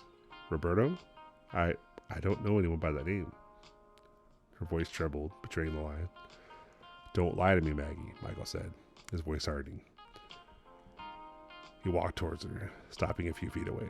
I read the emails, all of them, the ones detailing your connection. Her breath hitched. She stood up, her movements jerky, as if her legs had suddenly forgotten how to support her. Michael, I can explain. Her voice was a strained plea. Explain what? He demanded, his own voice rising.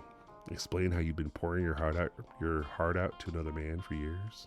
Explain the thinking of you, the miss you, the wish you were here's. Explain our difficult conversation with Michael. What was that, Maggie? Were you complaining about me? About our life? Tears welled up in her eyes, but he saw no remorse in them, only a desperate kind of panic. It wasn't like that, Michael. Not at all. She wrung her hands, her gaze darting around the room as if searching for an escape. It was a friendship, an emotional connection, yes, but nothing more, nothing physical. A friendship? Michael laughed, a harsh, humorless sound. You called him my Roberto. You wrote about wanting to be with him, about him being the one you wished you'd met. You told him you loved him, Maggie. You told him you were unhappy. You told him you felt unseen. I was lonely, Michael, she cried, her voice breaking. You were always away. We drifted apart. I felt adrift. Roberto was just someone I could talk to, someone who listened. Listen? Michael's anger flared again. He listened while you confessed your unhappiness in your marriage. He listened while you confessed your desire for him. He listened while you plotted to leave me. He gestured wildly, the carefully curated serenity of the sunroom dissolving into a chaotic mess of accusations and raw emotion. And you just let him? You offered him sympathy while you spun a web of deceit around me? Maggie stepped back, her face pale. I never plotted to leave you, Michael. And there was never anything physical between us. It was all emotional. I told him that. I told him it was wrong. I told him I needed to focus on us. She wrung her hands, her eyes pleading. He was a confidant, Michael. That's all, and it's over. It's been over for a while now. I ended it. I told him I didn't want to see him anymore. Did you? Michael's gaze remained fixed on her, his skepticism a tangible force in the room. He remembered the more recent emails, the one where Roberto had clearly initiated the severing of ties. Or did he end at Maggie? Did he decide he'd had enough of being your emotional crutch to finally cut you loose? Her lip trembled. He said he needed to protect his own family. Her voice was small, defeated. And I understood. I knew he was right. It was a mistake, Michael. A terrible mistake. And it's something I regret every single day. She took a hesitant step towards him. It meant nothing. Not really. Not compared to us. Nothing? Michael's voice was dangerously low. You call years of intimate correspondence, of secrets shared, of confessed desires, nothing? You call the emotional betrayal of your husband, nothing? He shook his head, a profound sadness settling over him, heavier than anger. How could you, Maggie? How could you let this happen?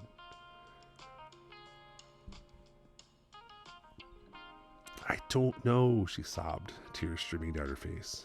I was lost, Michael. I was so unhappy. I felt so alone, and you were never here. You were always on a plane, closing a deal, building an empire. You never saw me. You never heard me. So you found someone else to see you? Someone else to hear you? Michael's voice was sharp, laced with pain. And I'm supposed to believe that this quote-unquote friendship was purely platonic? That there were no stolen moments, no whispered promises, no crossing of lines? He gestured towards the sunroom's open doors, towards the perfectly manicured garden. This house, this life, this is what you were unhappy with. This loneliness you speak of, was it a lack of attention or a lack of something else? Maggie flinched, her face crumbling. It was a lack of connection, Michael. A lack of feeling seen and cherished. I felt like a decoration, someone to be admired from afar. Roberto, he made me feel alive again. He made me feel like a woman. A woman? Michael echoed, the words tasting like ash in his mouth. And what am I, Maggie? Your husband? The man who worked tirelessly to provide you with this life? The man who loves you, trusted you, believed in you? He took a step back, the chasm between them widening with every word. This isn't just about loneliness, Maggie. This is about choice. You chose to confide in him, to share your deepest thoughts and feelings with him, while I was out there in the world believing you were happy here, waiting for me. I tried to talk to you, Michael, she pleaded, her voice hoarse. I tried to tell you, but you were always too busy. You'd just pat my hand and say everything would be all right. You never really listened, not like Roberto did. And that justifies this? Michael's voice was a low growl. That justifies the years of deception? That justifies turning to another man for emotional fulfillment while I was building a future for us? You say it's over, but how could I believe you, Maggie? How could I ever trust you again when I've seen the depth of this emotional infidelity, when I've read the words that clearly show a heart that was not entirely mine? He turned away, running a hand through his hair. The sunlight, once warm and inviting, now felt harsh, accusatory. He looked at the digital evidence on his phone, the emails he had saved, the timeline of their affair. It was a meticulous record of his wife's secret life, a life lived in parallel to their own, a life he had been utterly oblivious to. You say it was a mistake, he said, his voice barely audible. But a mistake is a slip. This was a pattern. Maggie, a sustained, deliberate choice to engage with another man on a level that excluded me, that undermined our marriage. Maggie's shoulders sagged. She sank back into the sofa, her face buried in her hands. Her sobs were quiet now, but they racked her body, a physical manifestation of her despair. I know, she whispered, her voice muffled. I know I messed up. I know I hurt you.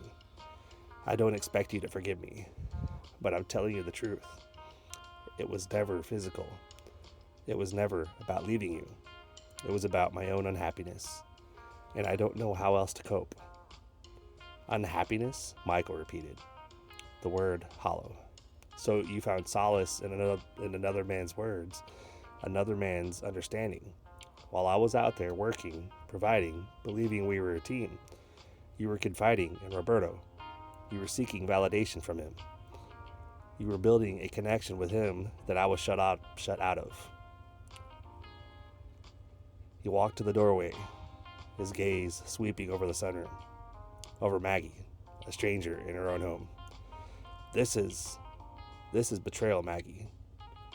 A deep, fundamental betrayal of trust. And I don't know if it could ever be repaired. He left the sunroom, the sound of her weeping echoing behind him. The house, once a sanctuary, now felt like a cage, its walls lined with secrets and the echoes of his wife's confession. He walked through the silent halls, the polished surfaces, reflecting a distorted image of himself. A man shattered by a truth he had never anticipated. The confrontation, he realized, was not an end, but a beginning. A painful, uncertain beginning to a journey he never wanted to take. The evasions were over, but the healing, if it was even possible, seemed impossibly far away. He looked at the grandfather clock on the wall in the hall. Its steady ticking, a stark reminder of the passage of time, a time during which his wife had been living a secret life, a life he was only now beginning to comprehend. The unraveling truth had begun, and he had no idea where it would lead them. The phone chimed, a soft, innocuous sound that sliced through the fragile quiet Michael was attempting to cultivate.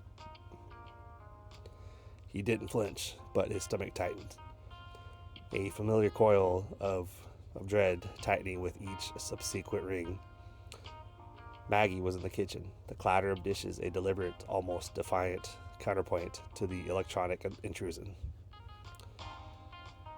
He could feel her hesitation, a palpable stillness from the other room. Before the answering click and her voice, pitched to a carefully modulated tone of polite cordiality, "Hello?"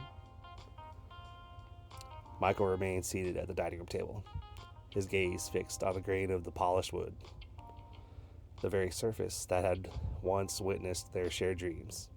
He strained to hear, his senses, honed by suspicion, catching fragments of the conversation. Maggie's laughter, a light, airy sound that he now dissected for hidden meanings. Her carefully chosen words, brief and factual, yet infused with an undertone that spoke of a history, a language shared between them that he was forever barred from understanding. "No, Roberto, I can't tonight," she said, her voice a little too firm. "Michael's home, and we have plans." The casual mention of his name, the possessive "we," felt like a shield, a carefully constructed barrier. Yet Michael heard the underlying tremor, the slight tension that bellied her confident tone. "Yes, I understand," she continued, and he imagined her hand tightening on the receiver, her knuckles, perhaps, white, mirroring his own internal clench. It's complicated right now." Complicated. The word echoed in the cavernous space that had opened up between them. It was a word that had become their default setting, a convenient umbrella for the storm that had begun to rage beneath the surface of their seemingly placid life. He heard Maggie sigh, a soft exhalation that carried on the air. "I know, I miss our talks too, but I'm trying to move past it. For us." Michael closed his eyes, a wave of nausea washing over him. He missed their talks. He missed their talks. The sheer audacity of it. The casual dismissal of years of emotional intimacy. The comfortable camaraderie that had existed between his wife and another man, reduced to a regrettable indulgence. A phase she was now, quote, moving past, unquote.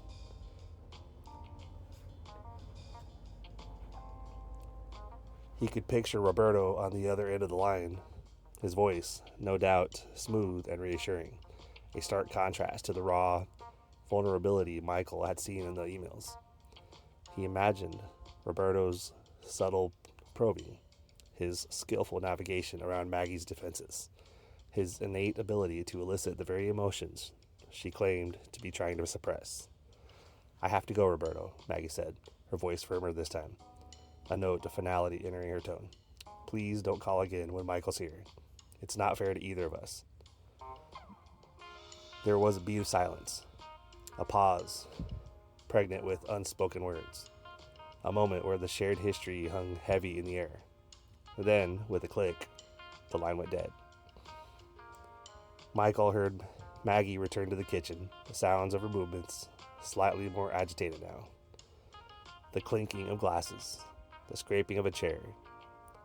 He waited, giving her a few minutes to compose herself, to wipe away any lingering traces of her conversation, any residual warmth from Roberto's voice that might have clung to her.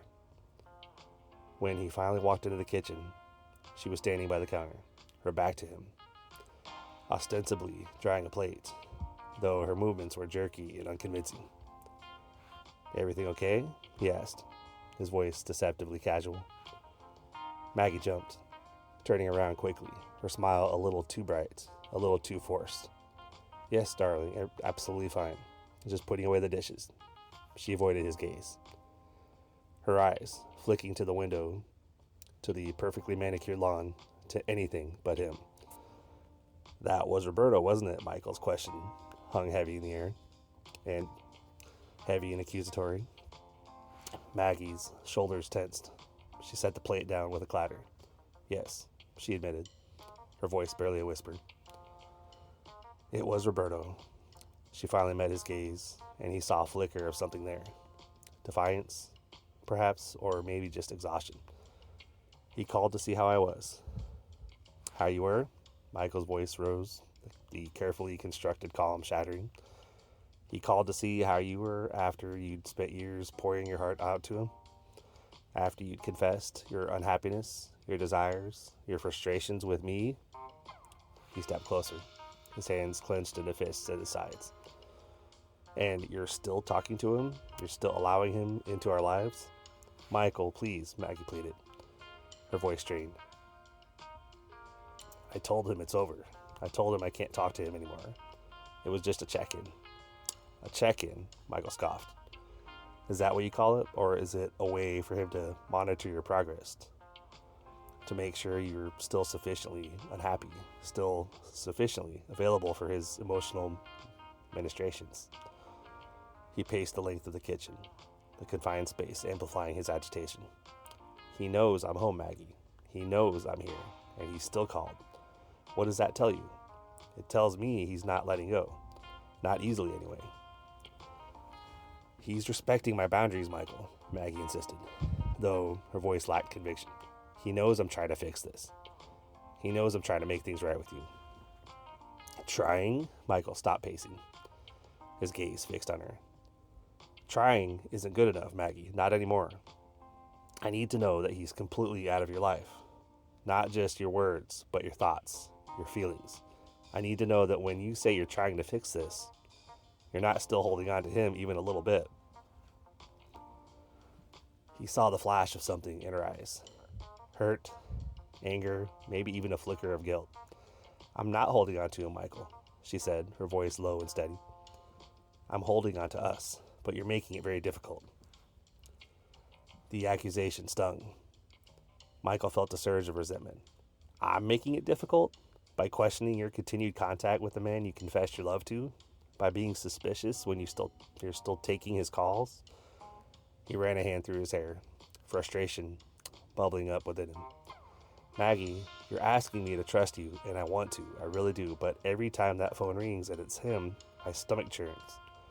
Every time you speak to him, even in the most innocent way, I imagine him still having a hold on you, still whispering in your ear, still being the man you turned to when I wasn't enough." "He's not whispering anything in my ear, Michael." Maggie's voice rose, her own frustration evident. He's a part of my past, a part I'm trying to erase, but you're making that so much harder by constantly bringing him up, by constantly accusing me of still being involved with him. Because I see the evidence, Maggie, Michael retorted, his voice sharp. I see the lingering familiarity in your tone. I hear the undertones that I can't quite decipher, but that I know exist. I see how you still reflectively turn to him for emotional support, even if you're trying not to. He took a deep breath, trying to regain some semblance of control. Tell me, Maggie, when he called, what did you talk about? Really talk about? Maggie hesitated, her gaze falling back to the counter. She picked up a dish towel, folding it meticulously. We talked about, he asked about the garden, about how the roses were doing. The roses? Michael repeated, a humorless laugh escaping him. The roses you started planting because he mentioned he loved roses? Is that what you're talking about now? The minutiae of your shared interests, the things you bonded over? It's just a garden, Michael. Maggie's voice was tinged with desperation. He likes roses. I like roses. We talked about them. That's it. And when he asked about you, what did you say? Michael pressed, his gaze unwavering. Did you tell him you were working on your marriage, or did you perhaps slip back into the old habit of confessing your lingering doubts, your insecurities? Maggie's face paled. She turned away, walking to the sink and running the tab. The sound of running water filling the silence. I told him I was trying. Her voice was muffled, barely audible over the water. That's all. Trying, Michael repeated, the word tasting like ash. Trying to forget him, or trying to keep him on the hook. Trying to salvage our marriage, or trying to salvage the validation he provided. He walked over to her, gently taking the dish towel from her hands. He turned her to face him, his voice softening, though the underlying pain remained. Maggie, I need to believe you. I need to believe that he's truly out of your life. Not just physically, but emotionally. That you're not still relying on him for anything, not even a casual conversation about roses. Tears welled up in Maggie's eyes. I'm not, Michael, she whispered. I promise you, I'm not. It was a mistake, all of it. And I'm trying to move on. But it's hard when you're constantly looking over my shoulder, expecting me to fail. It's hard for me too, Maggie, Michael said, his voice raw. It's hard to wake up every morning and not know if the woman I'm sharing my bed with is still emotionally tethered to another man. It's hard to listen to your phone ring and immediately feel a knot of anxiety. It's hard to try and rebuild trust when the specter of Roberto is always lurking in the background. He pulled her into an embrace, a hesitant, fragile gesture. Maggie clung to him, her body trembling. He could feel the dampness of her tears on his shirt, hear the soft, spoken sounds she made.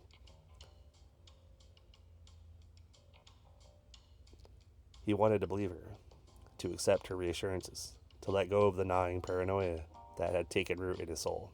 But the memory of those emails, the raw intimacy they contained, the palpable longing for another man, was a phantom limb, an ache that refused to subside. He knew with a certainty that chilled him to the bone that Roberto's influence wouldn't vanish overnight. The calls, the messages, the subtle reminders of their shared history. They would continue to surface, each one a fragile test of his fragile newfound peace. Maggie's attempts to reestablish boundaries, while genuine, were still just that, attempts. And the emotional landscape she inhibited, now that Roberto had occupied a significant portion of it, was a complex terrain Michael was still struggling to navigate. He could feel her efforts, the conscious exertion of will to redirect her thoughts, her feelings, her affections back towards him. But he also sensed the inertia of habit, the ingrained comfort of a familiar confidant, the residual pull of a connection that had, for so long, been her solace.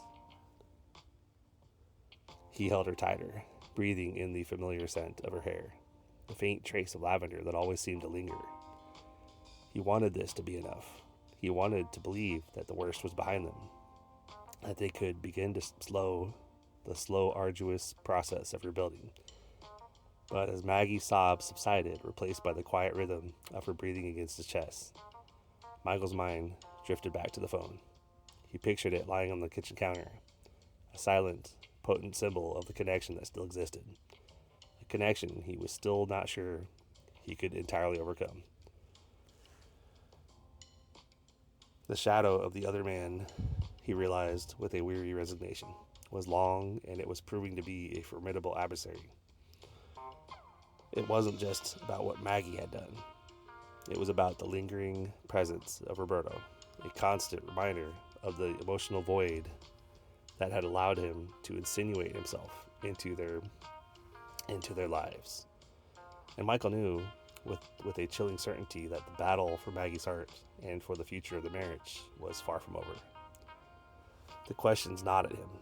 Had Roberto truly accepted her decision? Or was this merely a lull, a strategic retreat before another attempt to breach their defenses? Each unanswered question fueled his paranoia, turning the mundane sounds of their home into a symphony of unease. The gentle hum of the refrigerator, the distant drone of traffic, even the soft ticking of the grandfather clock in the hall. They all seemed to conspire, whispering doubts and amplifying his fears.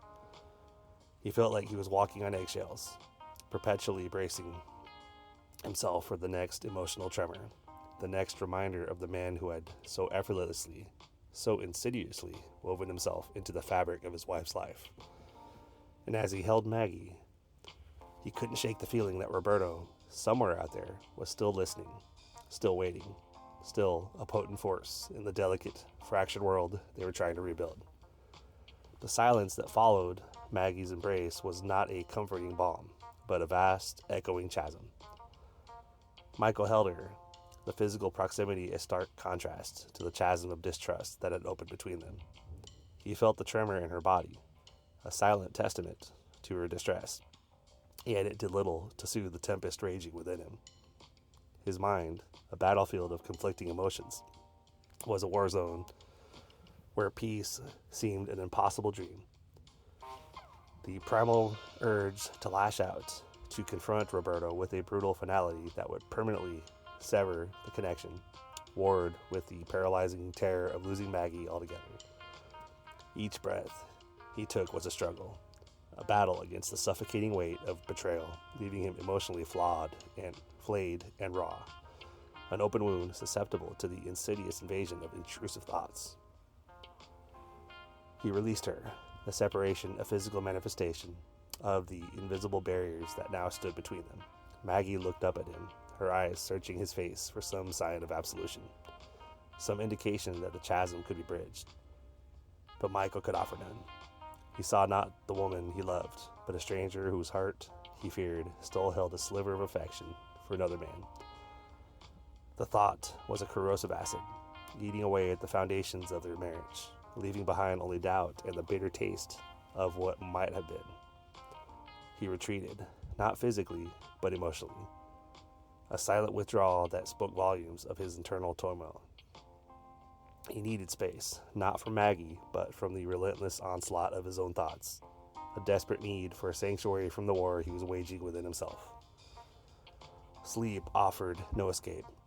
It was a treacherous balm, a landscape painted with the haunting imagery of Maggie and Roberto.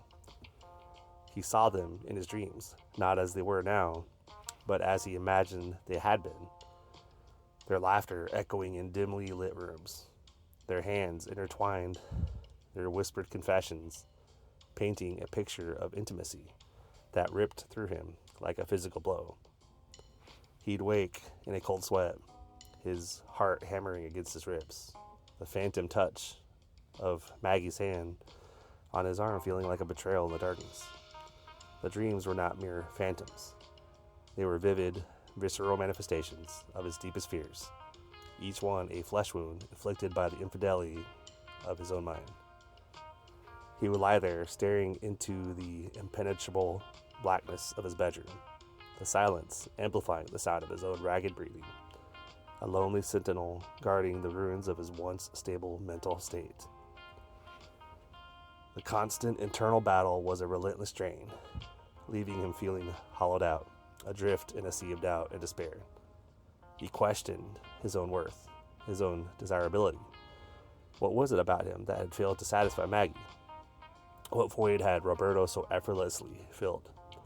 These questions, sharp and relentless, gnawed at him, eroding his self-esteem, leaving him feeling like a pale imitation of the man he once was.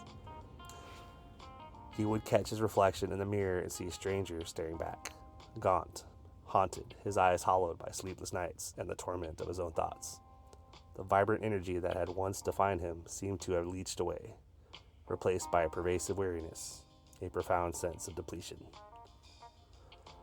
He found himself replaying conversations, dissecting every word, every nuance, searching for hidden meanings, for confirmation of his darkest suspicions. Maggie's casual reassurances, her attempts to soothe his anxieties, were twisted and distorted by his fractured perception. He heard not sincerity, but manipulation. Not love, but a desperate attempt to maintain the facade of their marriage. Even the smallest gestures of affection felt tainted, suspect.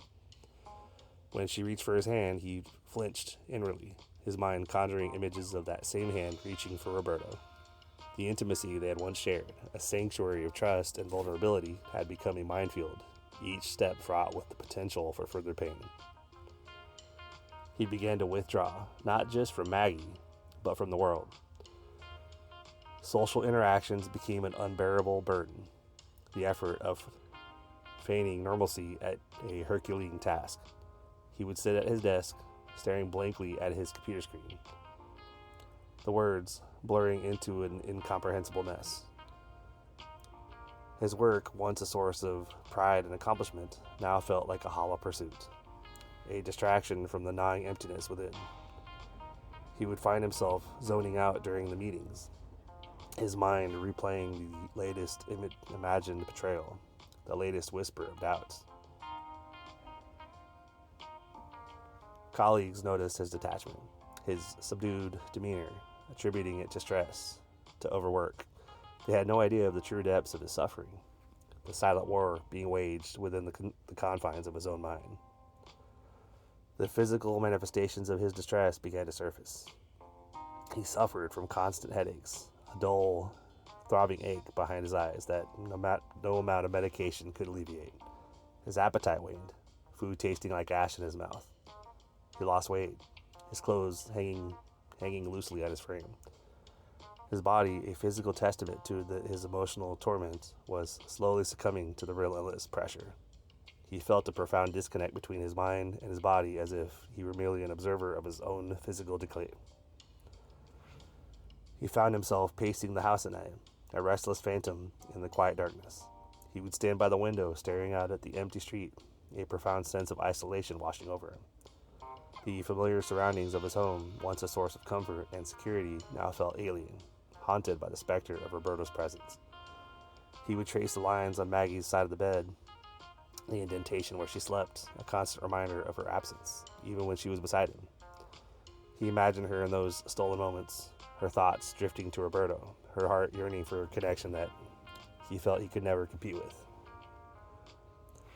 He would pick up his phone, his fingers hovering over Roberto's contact, a dark, desperate impulse urging him to confront him, to demand answers, to unleash the pent-up rage that simmered beneath the surface.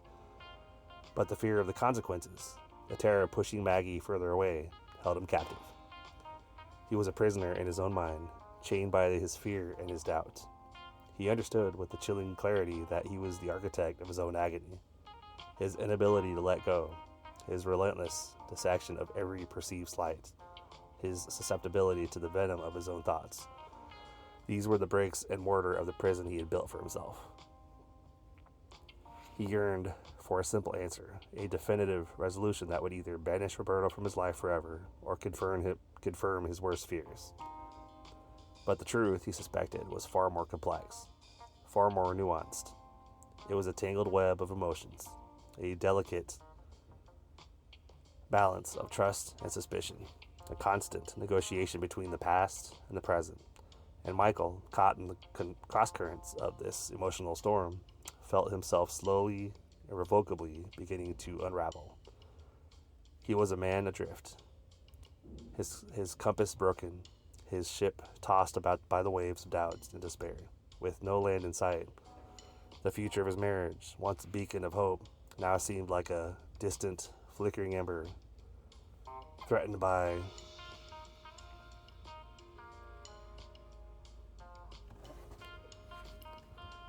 the encroaching darkness of his own internal landscape. He was a man trapped in a self-made labyrinth, the walls closing in, the only escape route seemingly shrouded in impenetrable shadow. The question that echoed in the hollow chambers of his mind was no longer about Roberto, but about himself. Could he ever truly heal, or was he destined to be consumed by the architect of his own agony? The answer, he feared, was a chillingly silent no. The air in their home, once a sanctuary of shared laughter and quiet understanding, had become thick with unspoken accusations and the chilling echo of Roberto's name.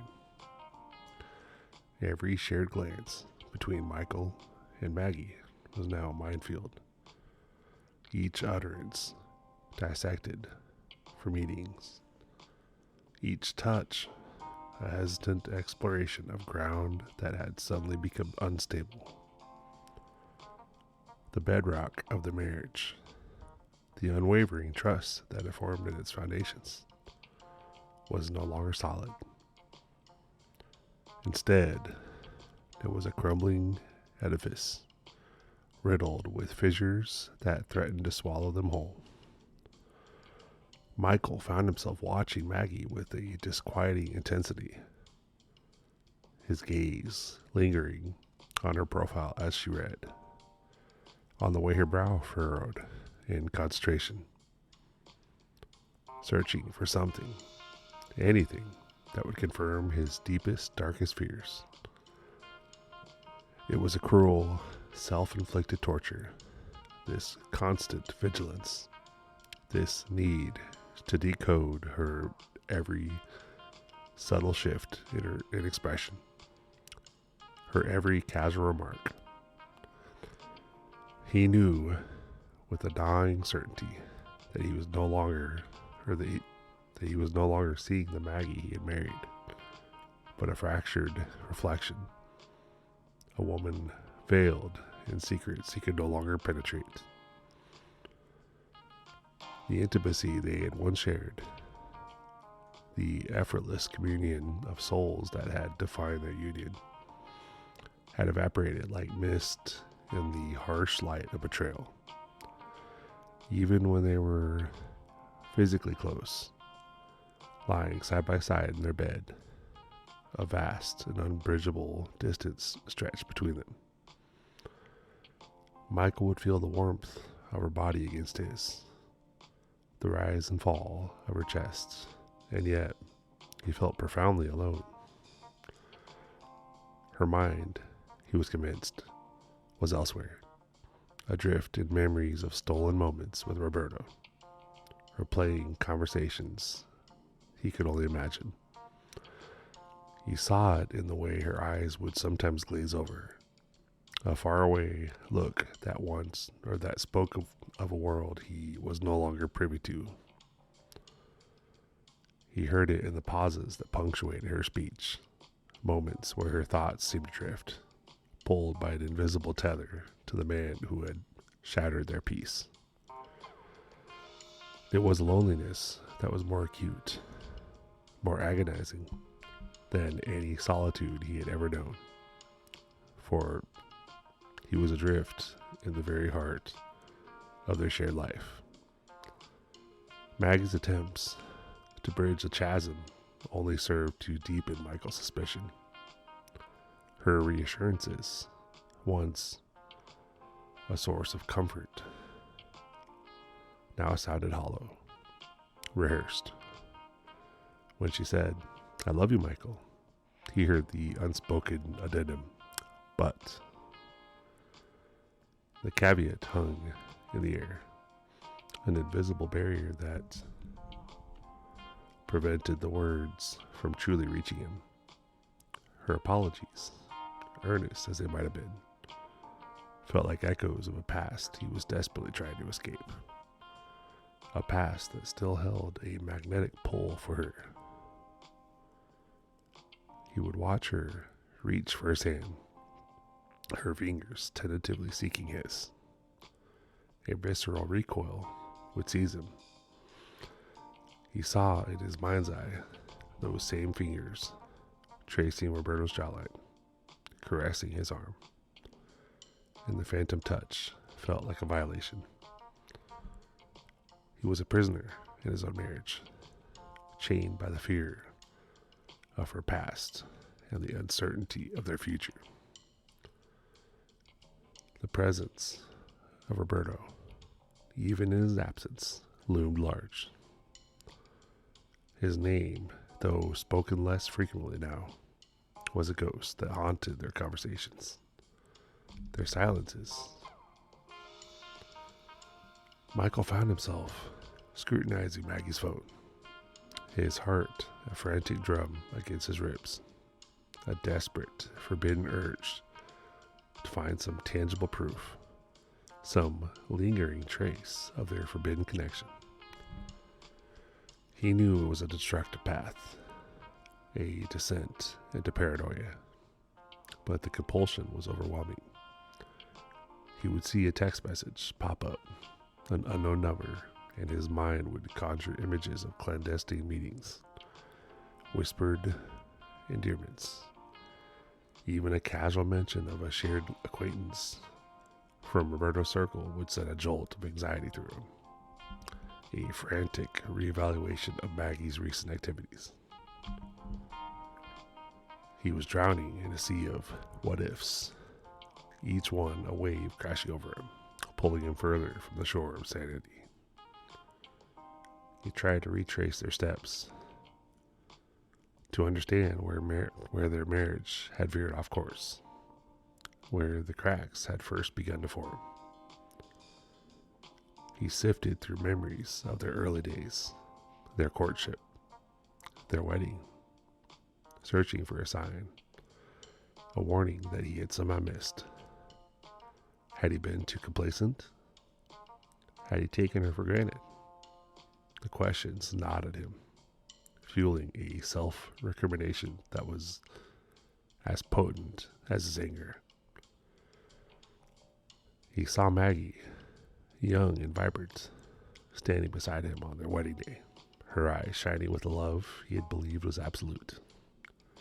Now, that image was tarnished, overlaid with the spectral presence of Roberto, a reminder of a betrayal that had irrevocably altered his perception of their shared history.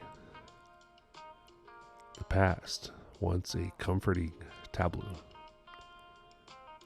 had become a source of torment, a landscape of unreliability. Maggie, caught in the crossfire of Michael's fractured trust, found herself walking on eggshells. Every conversation was a delicate negotiation, every gesture fraught with the potential for misunderstanding. She longed to recapture the ease they had once shared, the unspoken understanding that had bound them so tightly. But Michael's gaze, when it met hers, was no longer filled with the warmth of love, but with a veiled suspicion, a weary resignation. She saw the toll it was taking on him, the sleepless nights etched on his face, the way he flinched at unexpected sounds, as if bracing himself for an invisible blow. Her heart ached for him, for the pain she had inflicted. And yet the path back to his full trust seemed impossibly steep. The physical manifestations of their marital distress were becoming increasingly apparent. Meals were often eaten in a strained silence, the clatter of cutlery the only sound to break the tension. Michael's appetite had dwindled, his once robust frame appearing gaunt, his clothes hanging loosely. Maggie, too, found her own appetite suppressed, the emotional strain a constant weight on her stomach. Their bedroom, once a haven of shared vulnerability, had become a place of separate sleeping zones, Michael often claiming the couch, unable to bear the proximity, the haunting reminder of Maggie's presence, and by extension, Roberto's. The physical distance mirrored the emotional chasm that had opened between them, a tangible representation of their fractured union. Michael began to question his own worth, his own desirability. Had he not been enough? Had Roberto offered Maggie something he couldn't? These insidious thoughts, born from the fertile ground of insecurity, began to take root, poisoning his self-esteem. He would catch his reflection in the mirror and see a stranger, tired, hollowed out, his eyes holding a haunted weariness that had not been there before. The vibrant energy that had once defined him seemed to have leached away, replaced by a pervasive sense of depletion. He felt like a shadow of his former self, a man adrift in the wreckage of his own expectations, struggling to find purchase on a shifting landscape of doubt. He found himself replaying conversations, dissecting every word, every inflection, searching for confirmation of his deepest anxieties. Maggie's attempt to reassure him, her gentle protests that her love for him was unwavering, were twisted and distorted by his fractured perception. He heard not sincerity, but a desperate attempt to maintain a facade. He saw not love, but a calculated effort to assuage his suspicions, to keep the fragile peace at all costs. Even the smallest gestures of affection felt tainted, suspect. When she reached for his hand, he flinched inwardly, his mind conjuring images of that same hand reaching for Roberto's. The intimacy they had once shared, a sanctuary of trust and vulnerability, had become a minefield, each step fraught with the potential to further pain. The world outside their strained domestic sphere began to feel distant, irrelevant. Social gatherings, once a source of enjoyment, became an unbearable burden. The effort of fading normalcy, of masking the turmoil that raged within him, was a Herculean task. He would sit at parties, a smile plastered on his face, his mind a million miles away, replaying imaginary scenes of Maggie and Roberto's illicit encounters. Colleagues noticed his attachment, his subdued demeanor, attributing it to stress, to overwork. They had no idea of the true depths of his suffering, the silent war being waged within the confines of his own mind. He felt like an actor on a stage, performing a role he no longer believed in, the applause of the audience a hollow echo in his ears. He began to isolate himself, creating a protective shell around his wounded heart. He would spend hours in his study, the door closed, the blinds drawn, immersing himself in works as a form of escapism. But even his professional life, once a source of pride and accomplishment, now felt like a hollow pursuit.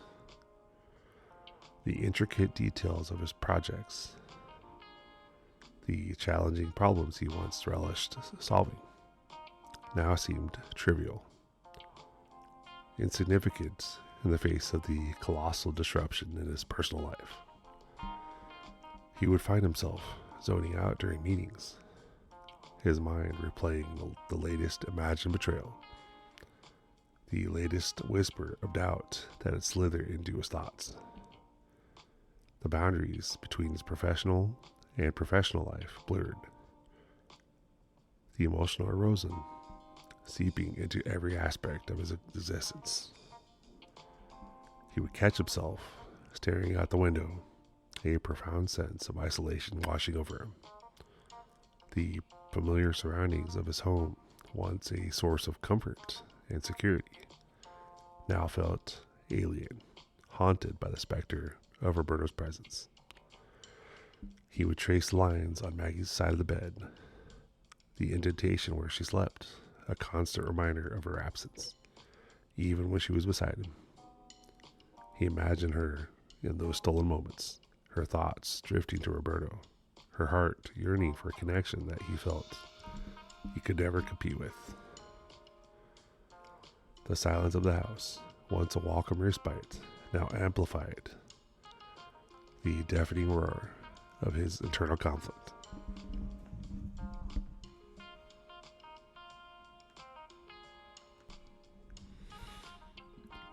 A dark, desperate impulse would sometimes seize him. The urge to confront Roberto, to demand answers, to unleash the pent-up rage that simmered beneath the surface of his carefully constructed composure. He would pick up his phone, his fingers hovering over Roberto's contact, the words of accusation forming on his lips. But the fear of the consequences, the terror of pushing Maggie further away, of shattering their already fragile existence, completely held him captive. He was a prisoner in his own mind, chained by his fear and his doubts, unable to take the decisive action that might bring either clarity or destruction. He understood with a chilling clarity that he was the architect of his own agony. His inability to let go, his relentless dissection of every perceived slight, his susceptibility to the venom of his own thoughts. These were the bricks and mortar of the prison he had built for himself. He was trapped in a self-made labyrinth, the walls closing in, the only escape route seemingly shrouded in impenetrable shadow. The question that echoed in the hollow chambers of his mind was no longer about Roberto, but about himself. Could he ever truly heal? Or was he destined to be consumed by the architect of his own agony?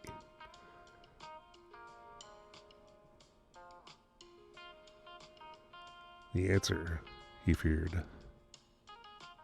was a chillingly silent no.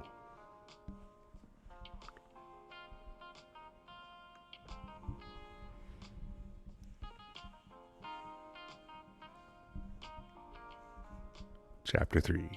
The Path to Redemption. The subtle shift in Michael's demeanor wasn't a sudden volcanic eruption, but a slow, insidious erosion.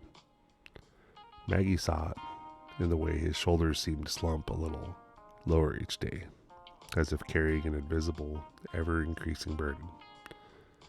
His eyes, once bright with a lively curiosity and a steady affection, now held a perpetual, weary shadow. The dark circles beneath him were more than just a sign of sleeplessness. They were etchings of a relentless internal battle. A war raged in the silent hours of the nights where his thoughts were his most formidable adversaries. He had always been a man of robust energy, his presence filling a room with a quiet confidence. Now he seemed diminished, a caricature of his former self. His laughter, when it came, sounded brittle, too loud, and far too brief. Maggie watched him, a knot of guilt tightening in her chest with every observed symptom of his suffering. She recognized the source of this decay, this steady poisoning of the man she loved.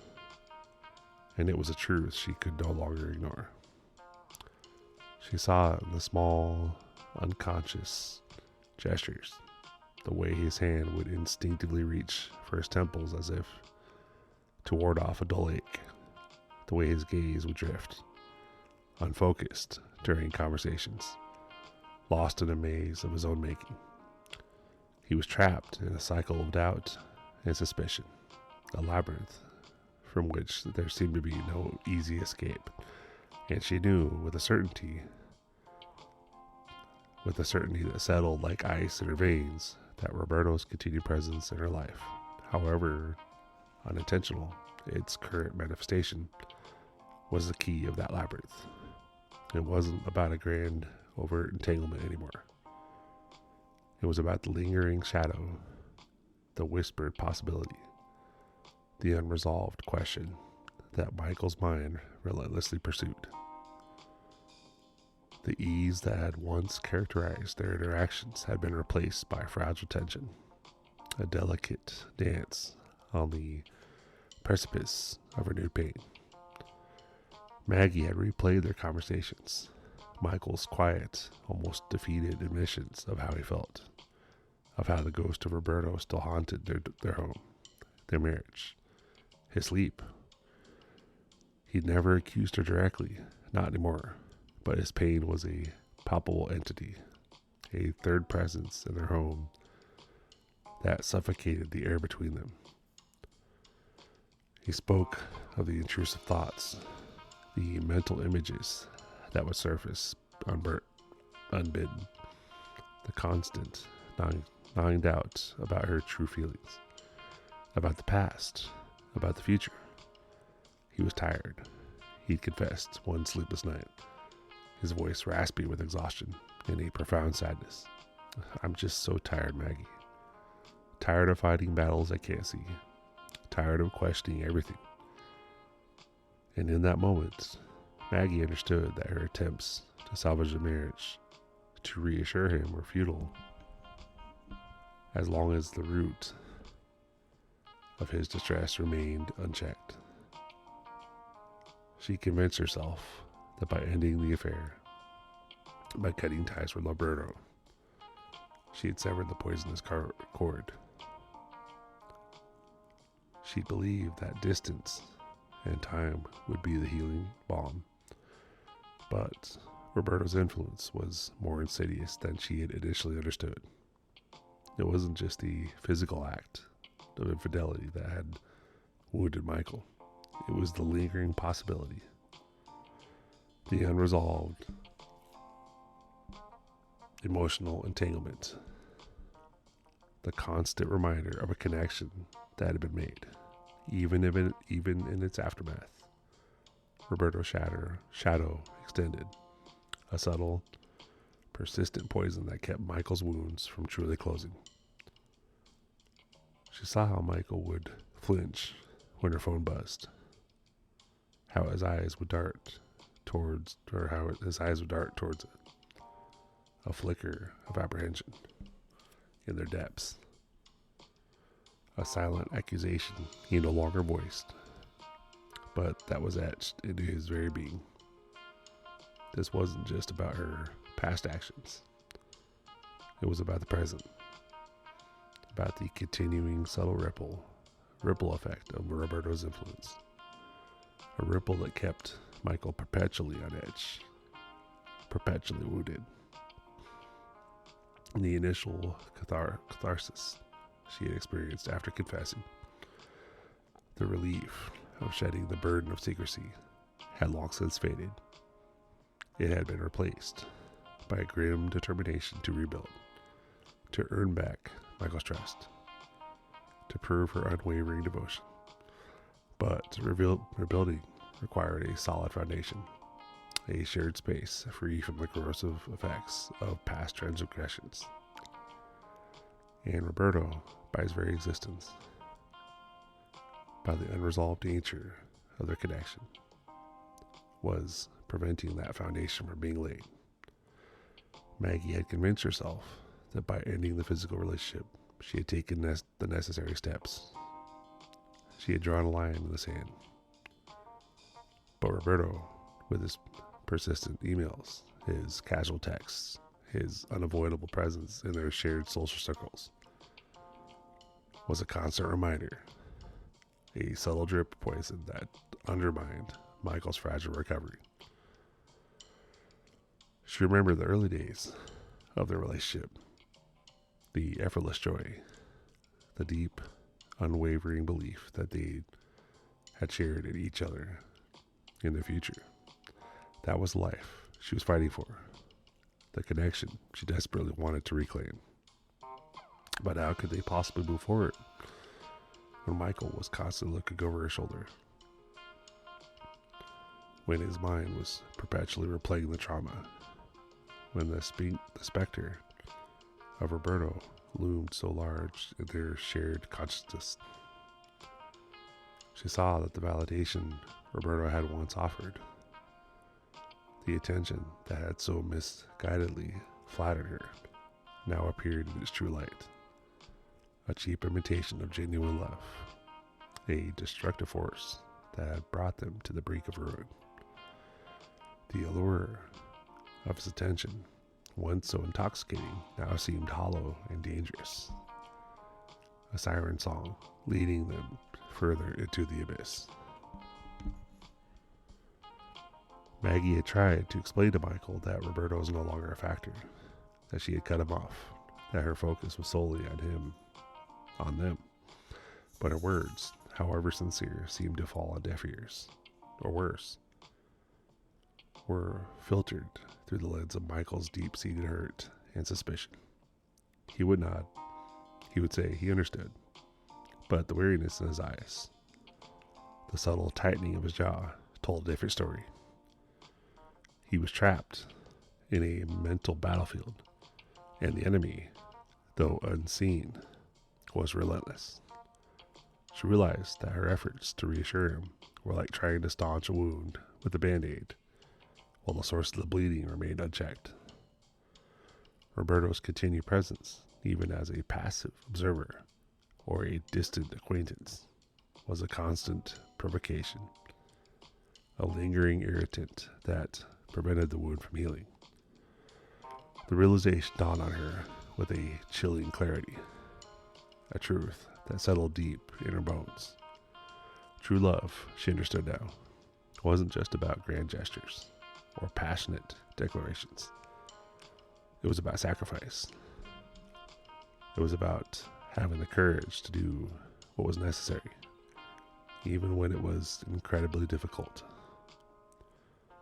to protect the one you loved. And in this situation, the necessary action was to eliminate the source of ongoing suffering. Roberto's continued presence, however subtle, was a constant, corrosive poison. It was a poison that seeped into Michael's spirit, corroded his trust, his self-esteem, and their shared future. She could no longer afford to be passive, to hope that time or distance would magically resolve the issue. She had to be the agent of change, the one to make the difficult, painful decision that would finally allow Michael to heal and for their marriage to have a chance at redemption. She thought about the word poison. It wasn't an exaggeration. It was exactly what Roberto's lingering presence represented. It was a slow-acting, insidious poison that was actively preventing Michael from moving forward. It was a poison that kept him perpetually vigilant, perpetually wounded, perpetually unable to fully re-engage with their life together. Every time she encountered Roberto, every time his name was mentioned, every time Michael caught a glimpse of him or heard about him from mutual acquaintance, it was like another drop of venom was injected into Michael's already compromised system. It reignited the pain, resurrected the doubts, and made the task of rebuilding their marriage an insurmountable challenge. Maggie had always seen herself as a compassionate person, someone who would go to great lengths to protect those that she cared about. But her compassion had been turned inward, focused on her own pain, her own desire for forgiveness. She had been so consumed with Michael's healing and her own path to redemption that she had failed to see the broader picture, the external factor that was actively sabotaging their efforts. Roberto wasn't just a memory, he was a present danger to the future. His continued proximity, his continued ability to enter her orbit, even in seemingly innocuous ways, was a constant, unavoidable trigger for Michael's deepest insecurities. He realized that her understanding of what constituted cutting ties had been too superficial. It wasn't enough to stop the affair. It wasn't enough to simply avoid him in private. As long as he existed in their shared world, as long as there was a possibility of interaction, however remote, he represented a threat. A threat to Michael's peace of mind, a threat to their hard-won stability, a threat to the very possibility of a future together. She saw that her desire to maintain a semblance of civility, to avoid awkward social encounters, had been a selfish indulgence, a prioritization of her own comfort over Michael's well-being. The weight of this realization was immense. It was a heavy, suffocating burden, but beneath it, a flicker of resolve began to glow. She owed Michael more than just her words of apology and renewed vows. She owed him a decisive act of protection, a clear and ambiguous demonstration that his peace and their marriage were her absolute priority. This meant confronting a situation that was uncomfortable, that would undoubtedly lead to a difficult conversation and potential strained relationships, but it was a necessary price to pay. The path to redemption, she now understood, wasn't just about her internal journey. It was about actively removing the external obstacles that stood in the way of healing and wholeness. She thought of Michael's quiet suffering, the way he would sometimes stare into space, the profound sadness clouding his features. She remembered his confession of feeling perpetually on edge, of his inability to truly relax, to let his guard down. It was a state of constant hypervigilance, a wearing down of his spirit that was unsustainable. And she knew with an unshakable certainty that Roberto's continued presence, however unintentional, was the catalyst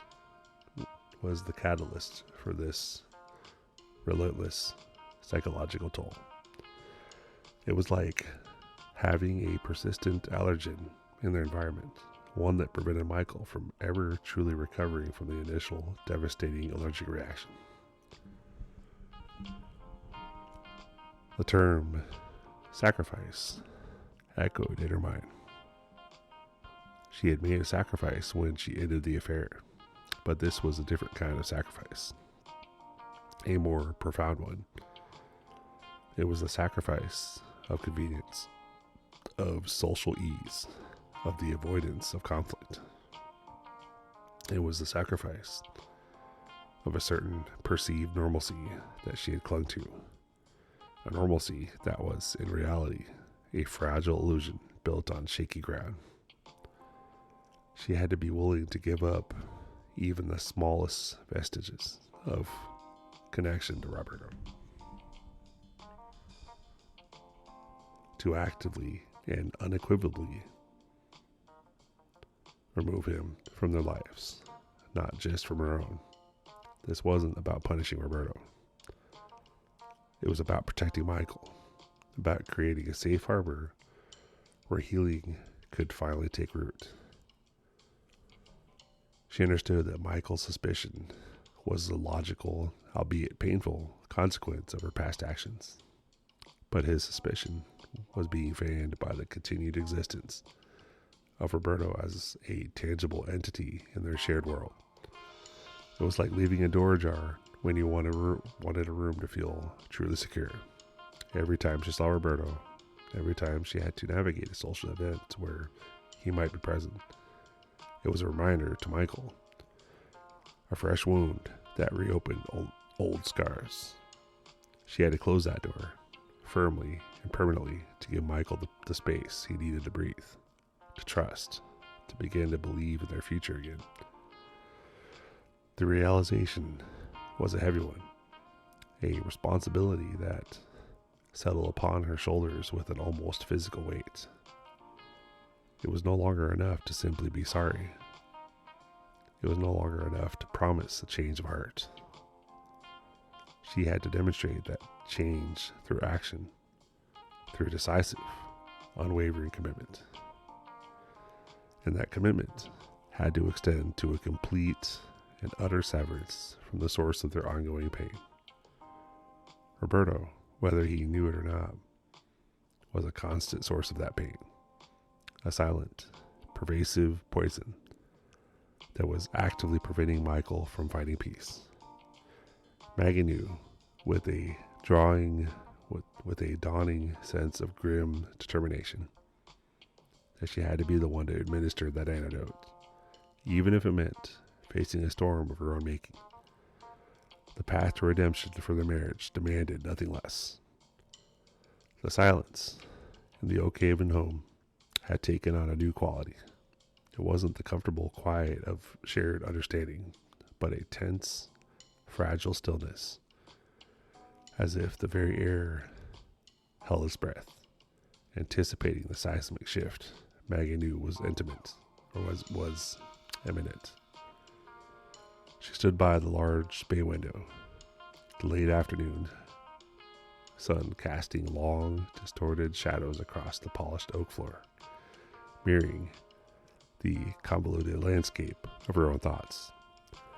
Michael was out, a rare solo excursion to the hardware store for some long overdue project he'd been putting off, and the house felt both achingly empty and intensely charged. This was her moment, the one she had rehearsed in her mind 1,000 times, the one that felt both terrifyingly necessary and irrevocably right. Her fingers, clammy despite the cool air, fumbled for her phone. The contact, Roberto, loomed on the screen, a digital harbinger of the emotional confrontation that lay ahead. She avoided this direct, definitive severing for so long, clinging to the fragile hope that subtle distancing, polite avoidance, and Michael's own resilience would eventually cauterize the wound. But she'd seen the persistent ache in his eyes, the way his sleep remained fractured, the subtle flinch when a certain name was mentioned in passing.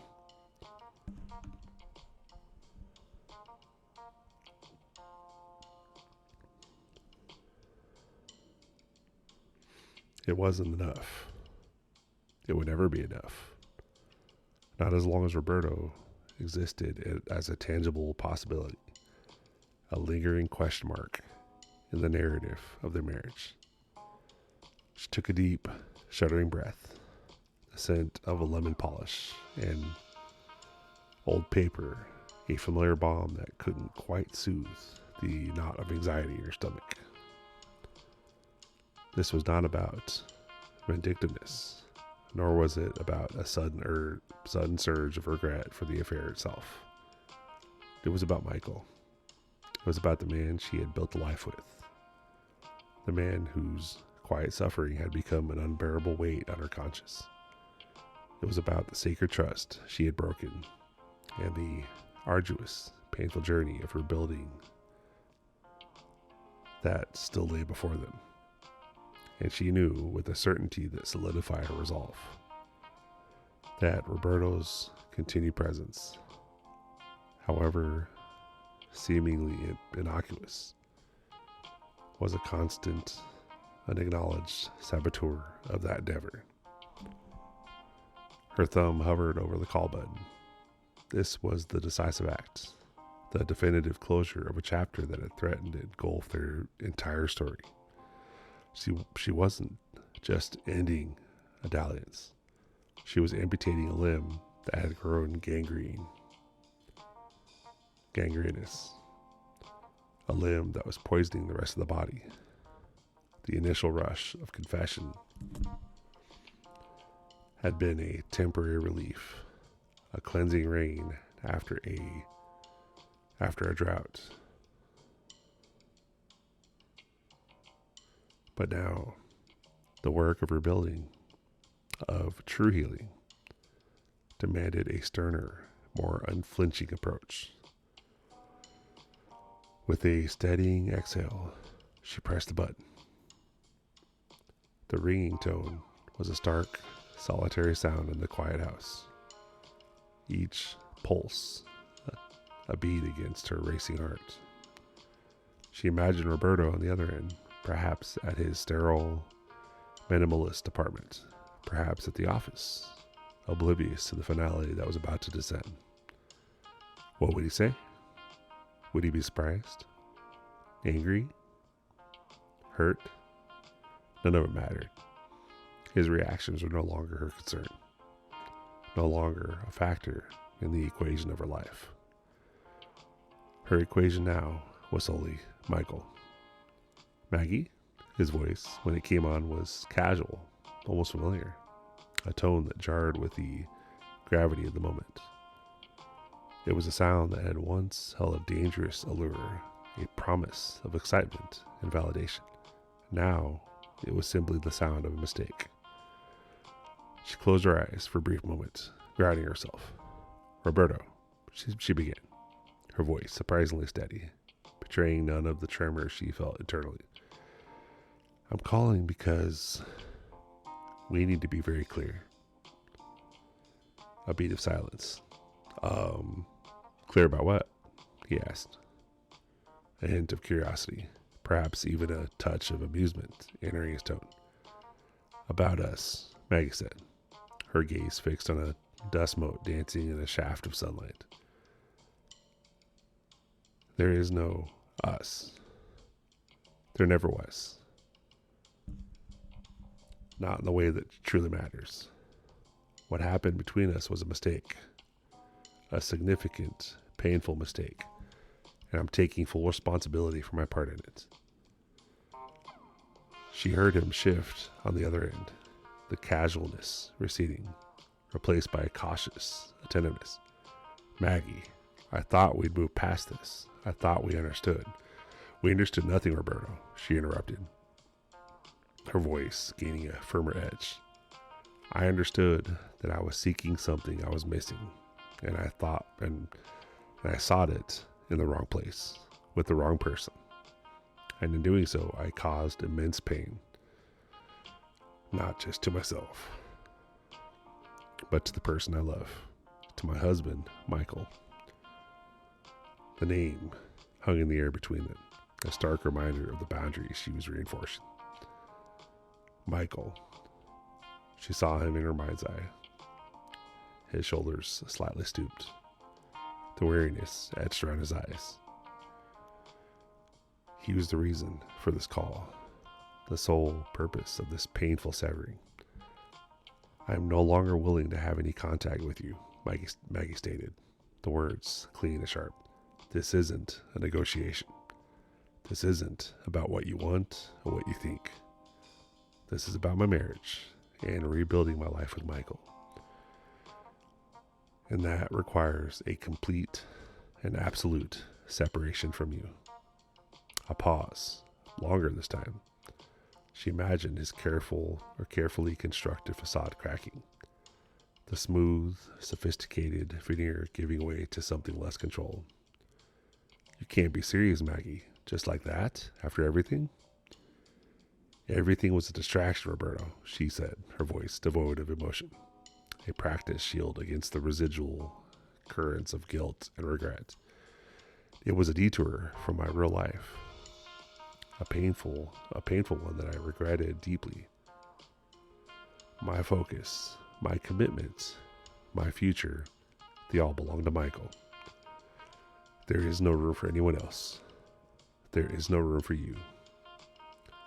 The word detour felt both insufficient and brutally honest. It had been a self-inflicted wound, a momentary lapse in judgment that had nearly cost her everything. She had been chasing a phantom, a fleeting sense of being seen and desired, and in that pursuit, she had nearly destroyed the very foundation of her happiness. This is drastic, Maggie. Roberto's voice was tight now, a subtle edge of anger creeping in. Are you sure you know what you're doing? I've never been more sure of anything in my life, she replied, her conviction a solid anchor in the churning sea of emotion. I'm not going to apologize for wanting to heal my marriage, for wanting to fight for the man I love. And fighting for Michael means cutting out anything that threatens his peace, anything that resurrects his pain. She heard a sharp intake of breath on the other end. So that's it? You're just cutting me off? No more emails, no more calls, nothing? Nothing, Maggie confirmed, her voice unwavering. I will not be responding to any further communication from you. If you need to reach me for an absolute emergency, you can go through Michael. But otherwise, consider our connection severed permanently. The finality of her words seemed to land like a blow. She heard a muffled curse, a rustle of fabric. He was caught off guard. His carefully cultivated control fraying at the edges. Good. Let him feel a fraction of the disruption he'd unwittingly caused in her own life. You're making a mistake, Maggie, he said, his voice laced with a chilling certainty that was meant to sound like concern. You're throwing away something real for a ghost. Maggie's grip tightened on the phone. No, Roberto. I'm embracing something real. I'm choosing my reality. And my reality is with Michael. You were a dangerous illusion, a beautiful lie, and I'm done living in lies. She could feel the conversation reaching its inevitable end. There was nothing more to say, no further explanations that would be heard or understood. The decision had been made, the words spoken. The bridge had been burned, the ties severed. Goodbye, Roberto, she said, the words clipped, final. She didn't wait for his response. She simply pressed the end call button, the click echoing in the sudden, profound silence of the room. She stood there for a long moment, the phone still warm in her hand, her body vibrating with a mixture of adrenaline and relief. It was done. The necessary amputation had been performed. A wave of exhaustion washed over her, but beneath it, a strange sense of clarity began to emerge. The path ahead was still fraught with uncertainty, with the delicate work of rebuilding Michael's trust and mending their fractured intimacy. But she had taken a monumental step. She had removed a significant obstacle, a constant source of friction and pain. She had demonstrated, through a decisive action, the depth of her commitment to Michael and their marriage. She walked over to the sofa and sank onto its plush cushions. The silence of the house now feeling less tense, more like a space that was finally settling. She had been so focused on the internal battle, on her own guilt and Michael's immediate reactions.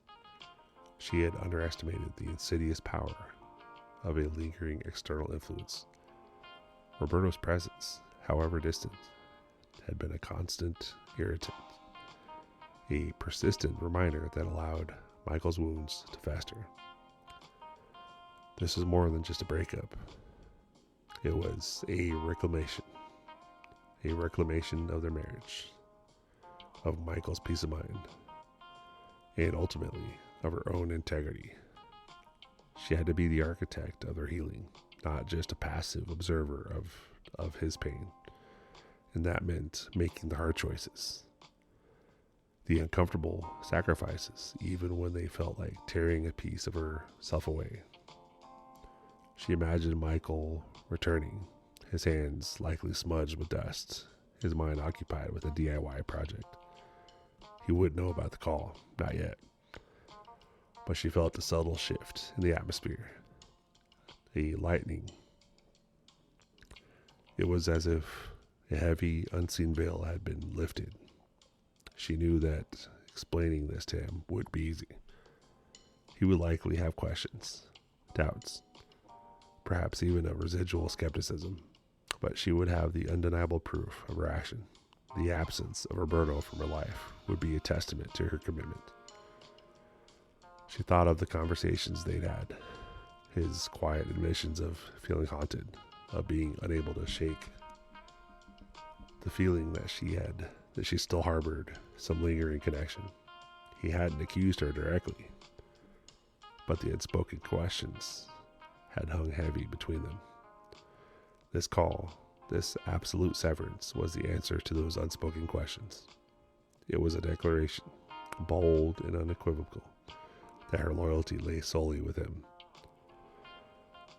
The sunlight had begun to fade, casting the room in a softer, more intimate glow. Maggie closed her eyes again, a small, genuine smile finally touching her lips. She had always believed in the power of redemption and the possibility of second chances.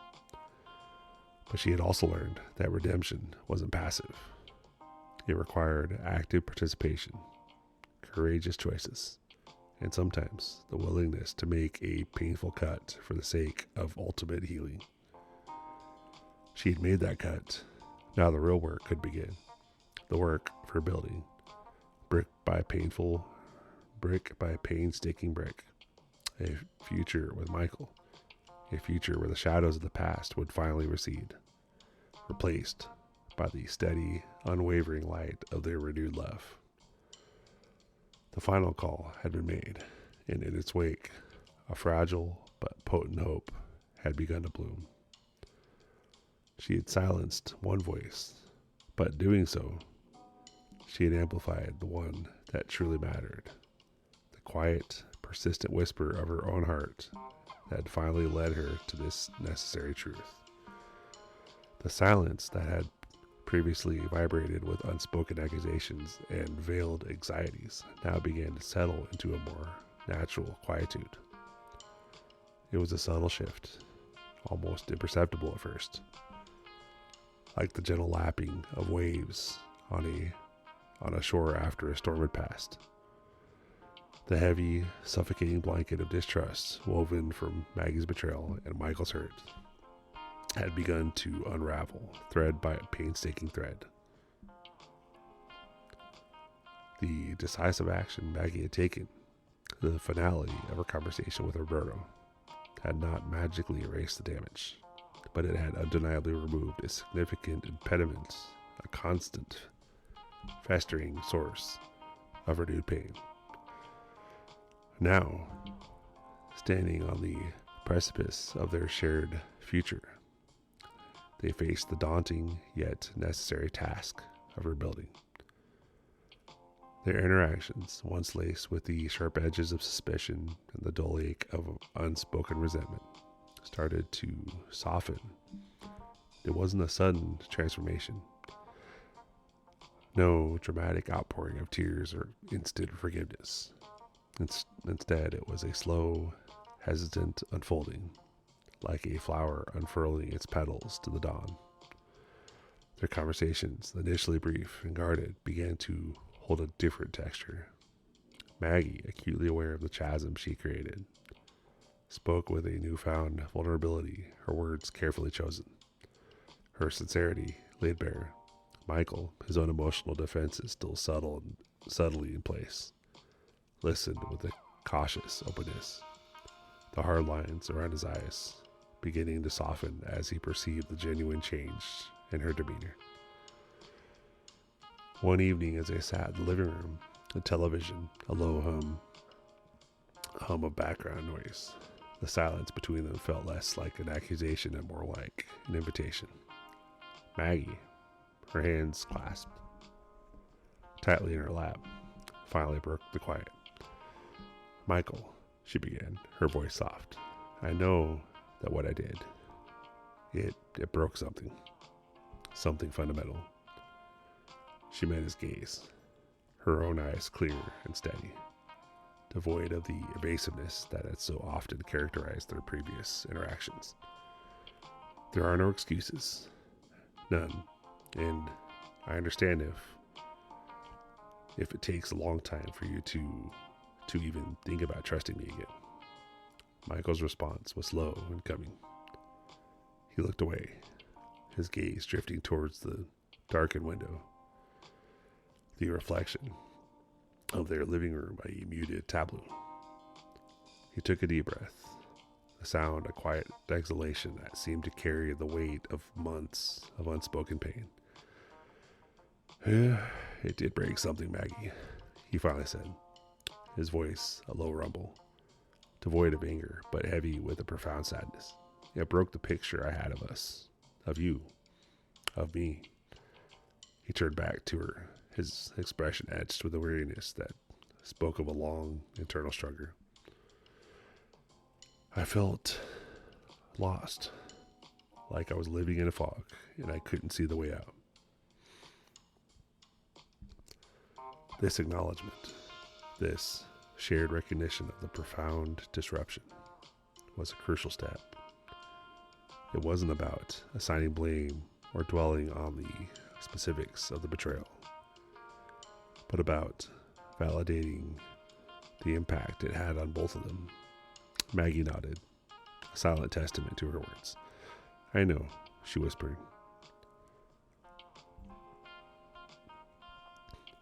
"And I'm so sorry for putting you through that. For the pain, the insecurity, for making you doubt everything." She reached out, her hand hovering tentatively for a moment before resting gently on his arm. It was a small gesture, a fragile probe into the territory of their fractured intimacy. He didn't pull away. "It's not just about the pain you felt," Maggie continued, her voice gaining a quiet strength. "It's about the dishonesty, the secrets. They created this wall between us, and I need to dismantle it brick by brick. I need to show you that I'm willing to do the work." Michael's gaze softened and infinitely.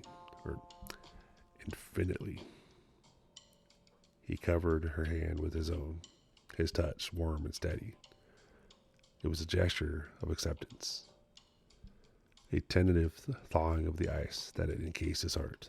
"I know you've been trying, Maggie," he said. "I see it, and that means something." He paused, his thumb stroking the back of her hand. "But seeing isn't the same as feeling. Not yet." That was the honesty they both craved, the raw truth stripped of pretense. Maggie understood. She hadn't expected a sudden, miraculous return to their former intimacy. She knew that trust, once shattered, was an incredibly difficult thing to reassemble. It required more than just words. It demanded consistent actions, unwavering commitment, and a profound demonstration of change. "I understand," she replied, her voice firm. "And I'm not asking for instant forgiveness. I'm asking for the chance to earn your trust back. To show you, through my actions, that I am dedicated to this marriage, to you, that I'm willing to face the difficult conversations, to be open and transparent, no matter how uncomfortable it might be." Their conversations began to deepen. They started to talk about the why behind Maggie's actions. Not to excuse them, but to understand the vulnerability that had made her susceptible to Roberto's influence. Maggie spoke about her own feelings of inadequacy, the gnawing sense of being overlooked, the quiet loneliness that had begun to creep into their lives even before the affair.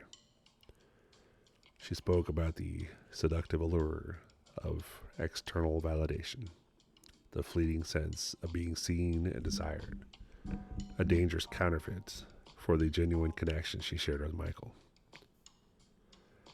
I was looking for something I thought I was missing, she admitted one night, her voice barely a whisper, and I found it in the wrong place.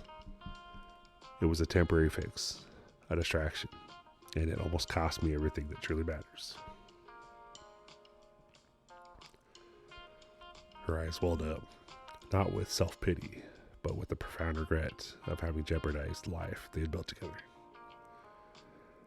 I was so caught up in my own dissatisfaction, my own seeking, that I became blind to the beauty and strength of what I already had. Michael listened attentively, his gaze unwavering. He didn't interrupt, didn't offer platitudes. He allowed her to express the depth of her remorse, to articulate the painful lessons she had learned. When she finished, he spoke, his voice thoughtful. I had my own part in it too, Maggie, he said. I got complacent. I let the routines of life take over. I stopped seeing you the way I should have. I stopped actively nurturing our connection. And when you feel unseen, unappreciated, it creates a space for other things to creep in. This shared responsibility was a revelation. It wasn't about leveling the playing field or deflecting blame, but about acknowledging that the cracks in their foundation had appeared gradually, the result of a slow erosion rather than a sudden seismic event.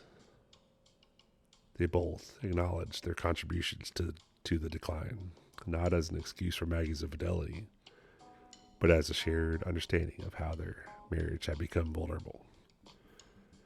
We let ourselves drift, Michael continued, his voice laced with a quiet self-recrimination. We stopped communicating, really communicating. We stopped fighting for each other, and that's a dangerous place for any marriage to be. Maggie reached for his hand again, her touch more confident this time. But we could fight for it now, Michael, she said, her voice filled with a renewed sense of purpose. We could choose to rebuild. We can choose to be honest, even when it's hard. We can choose to see each other, really see each other again. The process of rebuilding trust was a painstaking endeavor. It involved countless conversations, some filled with tears and pain, others marked by moments of quiet understanding and renewed connection. Maggie made herself an open book, voluntarily sharing her whereabouts, her thoughts, her feelings, in an effort to dispel any lingering doubts. She understood that rebuilding trust wasn't about avoiding the past. It was about actively demonstrating her commitment to a different future. She attended therapy sessions with Michael, working through the complex emotional aftermath of the affair.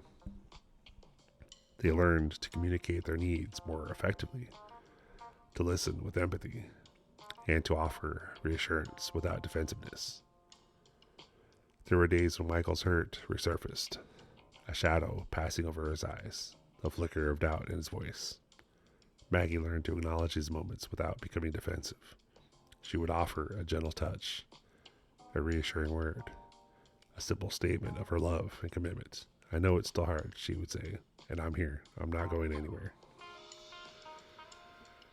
The removal of Roberto's influence had been a necessary surgical procedure.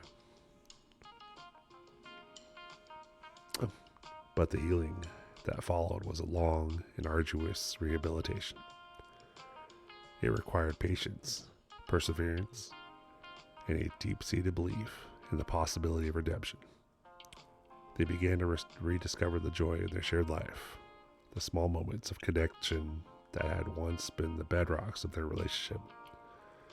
A shared meal, a quiet walk in the park, a spontaneous movie night.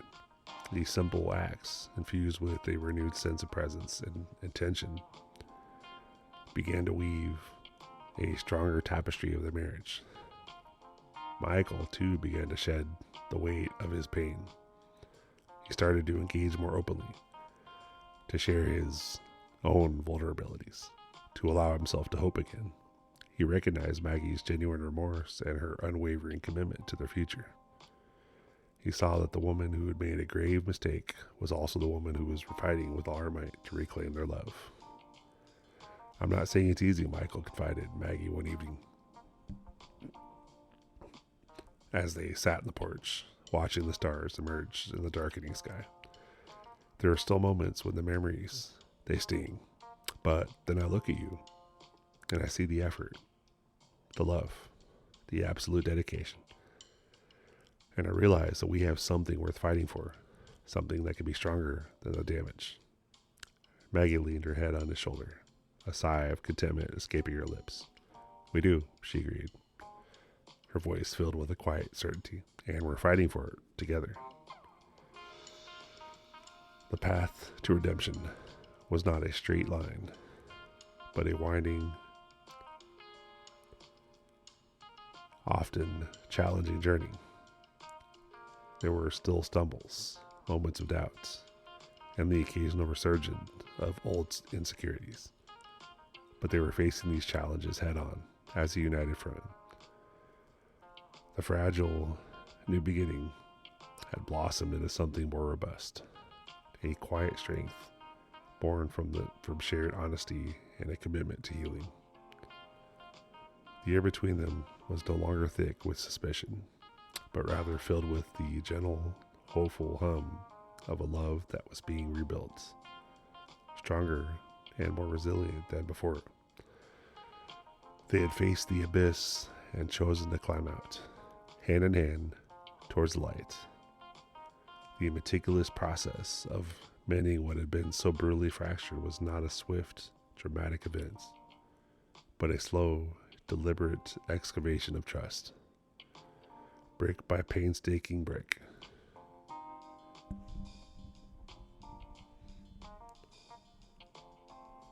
Michael and Maggie had acknowledged the chasm between them, the raw, gaping wound left by deceit and betrayal. Now they were embarking on the arduous but essential work of bridging that divide.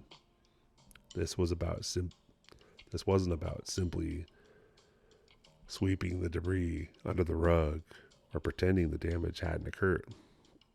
It was about a conscious, collective decision to rebuild, not on the crumbled foundations of their past, but on the solid, albeit nascent, ground of honesty and shared vulnerability.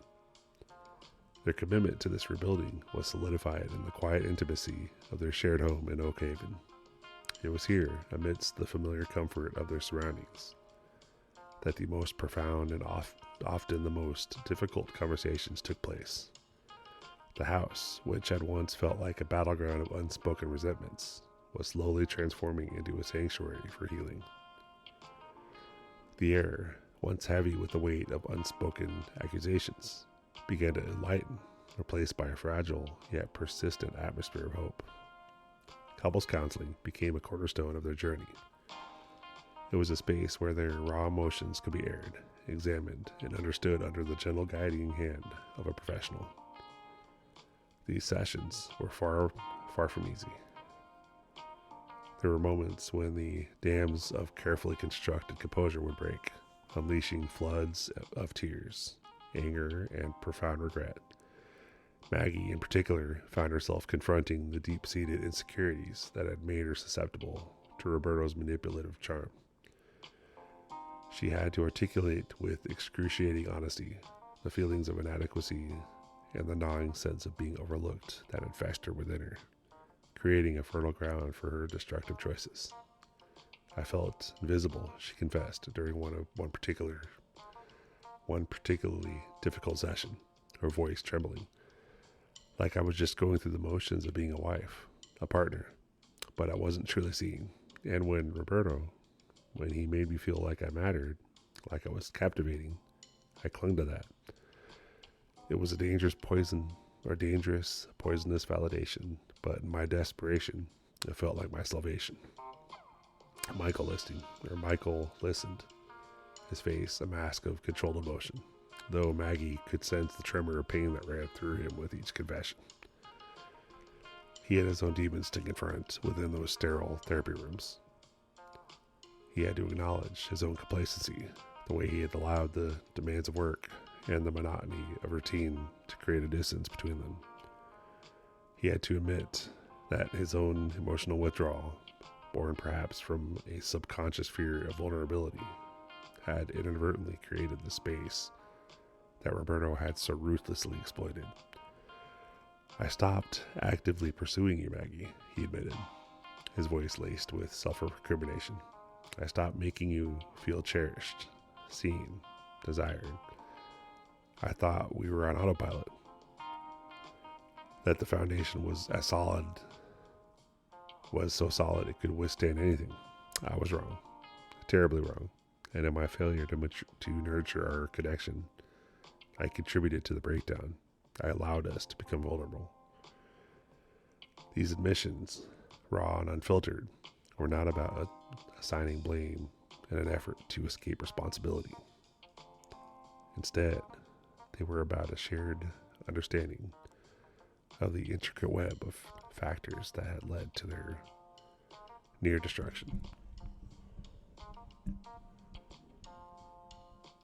It was a mutual recognition that their marriage, like any living organism, required constant care, attention, and a proactive effort to thrive. Beyond the structured environment of therapy, the rebuilding continued in the quiet intimacy of their home. They began to consciously cultivate moments of genuine connection. Simple acts, once taken for granted, were now imbued with a profound significance. A shared meal was no longer just about substance. It was an opportunity to engage in meaningful conversation, to ask about each other's day with genuine interest, and to truly listen to the answers. A walk in the Oak Haven woods, a ritual they had once enjoyed in their early years, became a space for quiet reflection and shared solace. The rustling leaves, the dappled sunlight filtering through the canopy, the earthy scent of the forest floor, these sensory experiences serve as a gentle reminder of the natural beauty and peace they were striving to reclaim. Physical intimacy, too, was a delicate dance of rediscovery. The betrayal left its scars, and the physical connection, once a spontaneous expression of love and desire, was now approached with a cautious tenderness. There were no grand declarations, no hurried attempts to erase the past through forced passion. Instead, it was a slow, gentle unfurling, a hesitant exploration of touch and closeness. Michael would hold Maggie's hand for longer periods, his grip firm yet gentle, a silent reassurance.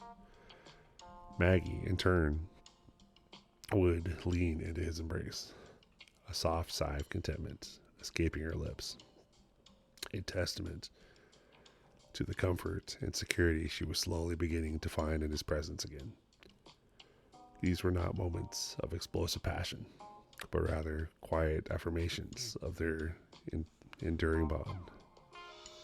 Small embers that were being carefully fanned into a rekindling flame. The lingering insecurities were like persistent shadows, always lurking at the edges of their newfound peace. For Michael, there were moments when a casual mention of a male colleague, a brief delay in Maggie's return from an errand, would trigger a familiar pang of anxiety. He had to consciously remind himself of Maggie's unwavering commitment, her proactive efforts to build transparency into their lives.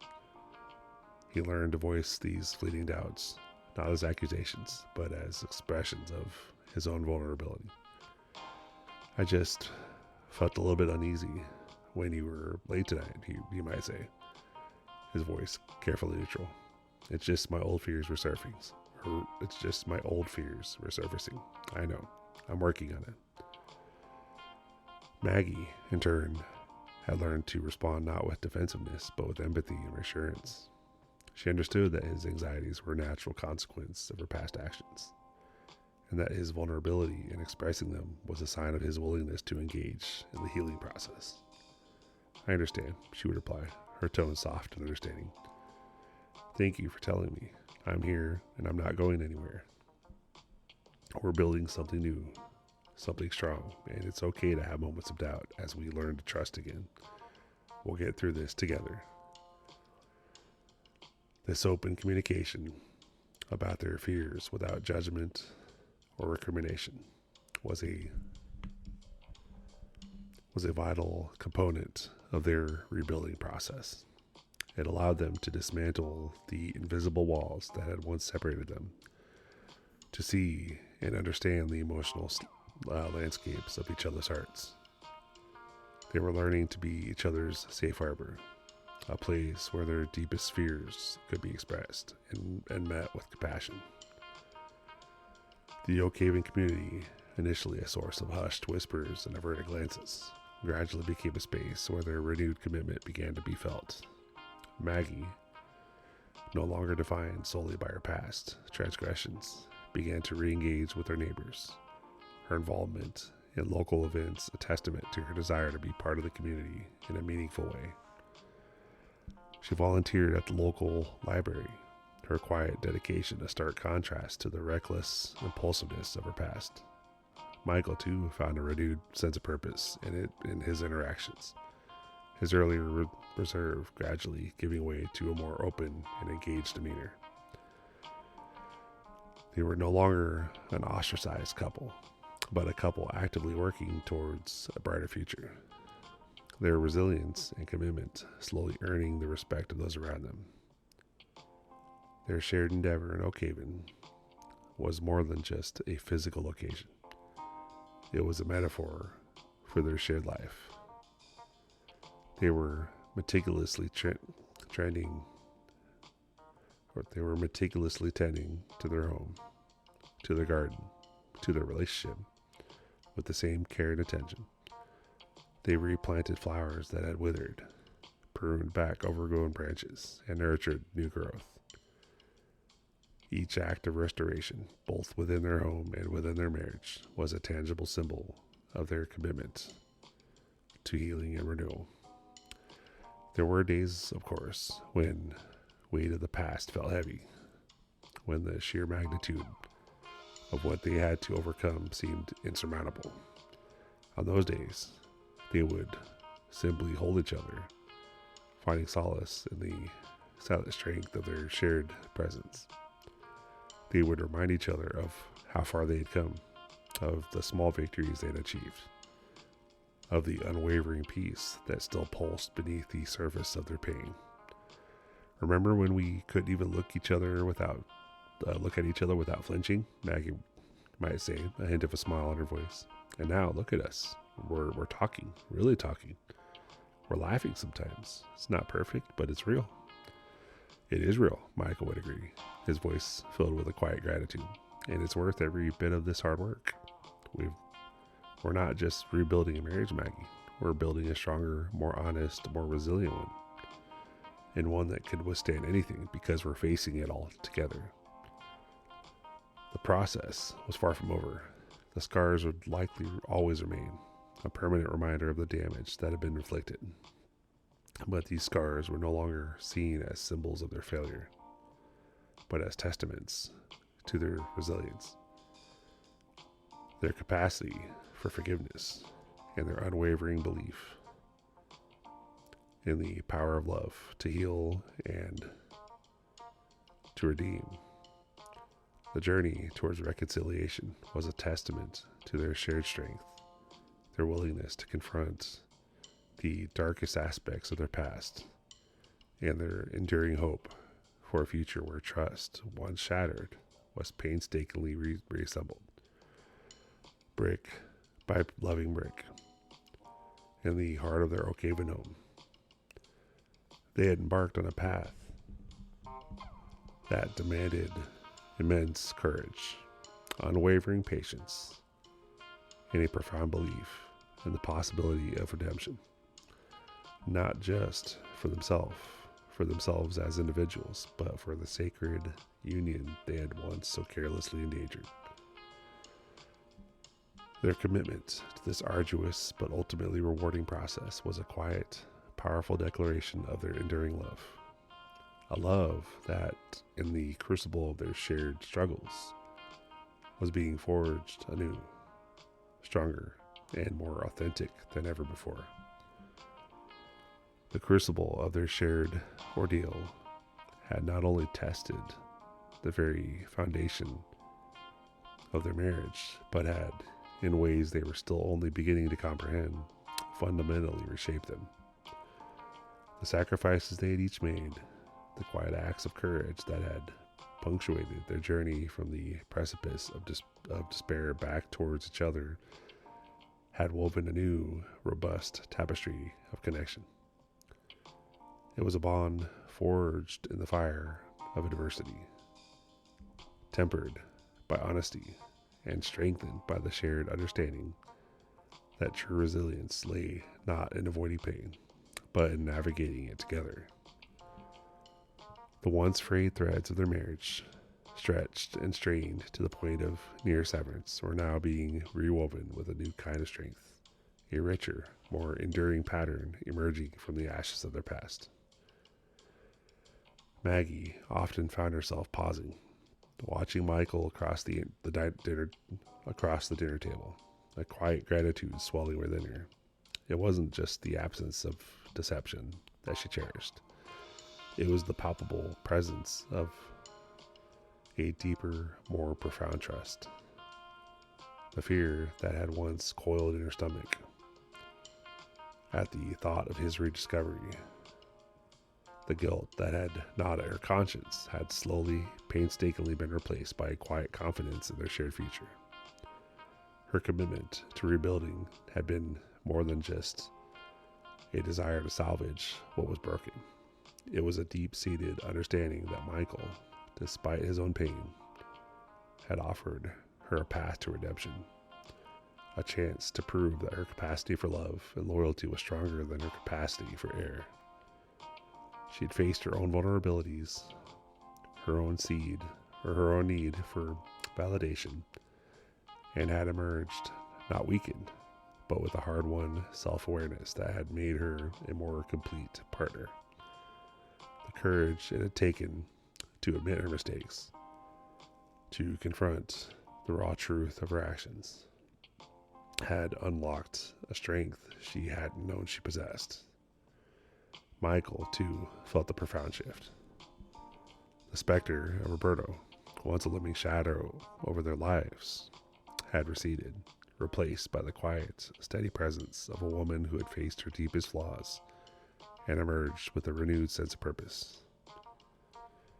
He saw in Maggie not a victim, but a warrior who had fought her way back from the brink. Her vulnerability, once a source of his pain, was now a testament to her courage.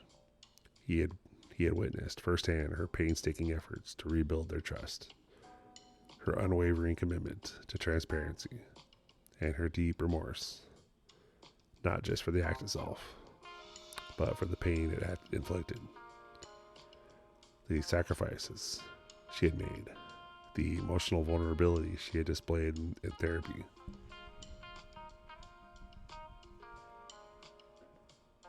the conscious effort to be open and communicative, the willingness to confront her own past behaviors, had not gone unnoticed. They were the quiet keystones in the arch of their renewed life together. He had learned to let go of the need for vengeance, understanding that true healing lay in forgiveness and in the cultivation of shared future, not in dwelling on the transgressions of the past. His own journey had been one of recognizing his role in the breakdown, of shedding the complacency that allowed the cracks to form, and of actively choosing to nurture their connection. This proactive engagement, this conscious effort to be present and attentive, had reawakened a sense of partnership that had been dormant for too long. The quiet evenings in Oakhaven, once fraught with unspoken tension, now unfolded with a gentle rhythm. They found solace in shared routines, in the simple act of preparing a meal together, in the comforting silence that settled between them as they read side by side. These moments, seemingly mundane, were the bricks and mortar of their new beginning. They were deliberate, conscious choices to cultivate connection, to nurture the fragile bloom of trust that had begun to unfurl. The Oakhaven Woods, which had once been a backdrop to their shared joys and later a silent witness to their pain, now offered a sanctuary of peace. Walks through the dappled sunlight, the scent of pine needles in the air, became a ritual of renewal, a tangible reminder of the beauty and resilience of nature, a parallel to their own journey. They would often stop by the old oak tree, its gnarled branches reaching towards the sky, a silent testament to endurance, and share a quiet moment of reflection, their hands clasped, a silent acknowledgement of their shared journey. Physical intimacy, too, had been a delicate dance of rediscovery. The scars of betrayal ran deep, and the path back to tenderness was a gradual one, marked by tentative touches and hesitant embraces.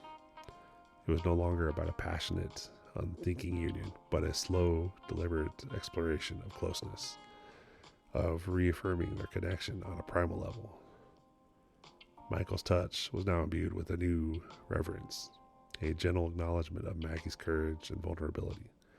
Maggie, in turn, found a profound sense of safety in his arms, a quiet assurance that she was seen, cherished, and forgiven. These were not moments of fiery passion, but rather soft whispers of affection, a rekindling of embers that glowed with a steady, unwavering warmth. The vulnerability they now shared in these intimate moments was a testament to their trust, a silent language of love and acceptance that spoke volumes. The lingering insecurities, like faint echoes of a storm, would occasionally resurface.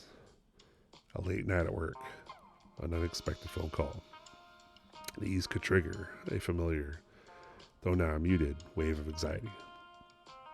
But they had developed a shared language for navigating these moments. Michael had learned to articulate his fleeting doubts, not as accusations, but as expressions of his journey towards healing. I just felt a little bit off. When you weren't home by 10, he might say, his gentle tone. It's just my old fears whispering. I know, but I'm learning to trust again with your help. And Maggie's response was no longer defensive, but empathetic and reassuring. I understand, she would reply, her hand finding his. Thank you for telling me. I'm here. And we're building something strong. It's okay to have moments of doubt as we learn to trust again. We'll get through this together. This open dialogue, this willingness to acknowledge and address their fears without judgment, had become a vital component of their resilience. The Oakhaven community, once a source of discomfort, had gradually transformed into a space of quiet acceptance. Maggie's renewed involvement in local events, her gentle presence at the library, her quiet dedication to community initiatives, spoke louder than any whispers. She was no longer defined by her past mistakes, but by her present actions, her unwavering commitment to living a life of integrity. Michael, too, found a renewed sense of belonging, his earlier reserve giving way to a more active, open, and engaged demeanor. They were no longer an ostracized couple, but a united front, their shared journeys of resilience and commitment earning them a quiet respect. their presence at the annual Oak Haven Summer Festival no longer a source of anxious avoidance, but a quiet participation, symbolized their reintegration into the fabric of the community, a testament to their progress. Their home in Oak Haven, once a place that held the echoes of their pain, had become a sanctuary of healing. They nurtured their garden with the same care and attention they were dedicating to their marriage, replanting withered flowers, pruning overgrown branches, and coaxing new life from the soil. Each act of restoration, from tending their roses to repairing a loose floorboard, was a tangible symbol of their commitment to renewal, a quiet declaration of their belief in the power of diligent effort to bring about positive change. They learned to appreciate the cyclical nature of growth and decay, understanding that even in periods of apparent dormancy, there was a promise of future blooms. There were still days, of course, when the weight of what had happened pressed down, when the sheer magnitude of their journeys felt overwhelming. On these occasions, they would simply hold each other, finding solace in the silent strength of their shared presence. They would remind each other of how far they had become, or how far they had come, of the small victories they had achieved, of the unwavering love that still pulsed beneath the surface of their pain. Remember when we couldn't even look at each other without flinching? Maggie might say, a hint of a smile in her voice. And now look at us. We're talking. We're really talking. We're laughing sometimes. Not perfect, but it's real. It is real, Michael would agree, his voice filled with a quiet gratitude. And it's worth every bit of this hard work. We're not just rebuilding a marriage, Maggie. We're building a stronger, more honest, more resilient one. One that can withstand anything, because we're facing it all together. The path they had chosen was not an easy one. It demanded immense courage, unwavering patience, and a profound belief in the possibility of redemption. But in the quiet intimacy of their Oak Haven home, surrounded by the gentle hum of their renewed life, they found that redemption was not a distant destination, but a continuous journey. The scars of their past remained not as badges of shame, but as testaments to their resilience, their capacity for forgiveness, and their enduring hope. They had navigated the darkness and emerged, not unscathed, but stronger, their love reforged in the crucible of their shared struggles, a testament to the enduring power of commitment and the profound possibility of a future built on a foundation of honesty, vulnerability, and unwavering love. The promise of a long, fulfilling marriage lay before them, their shared path illuminated by the light that they had found together. The end.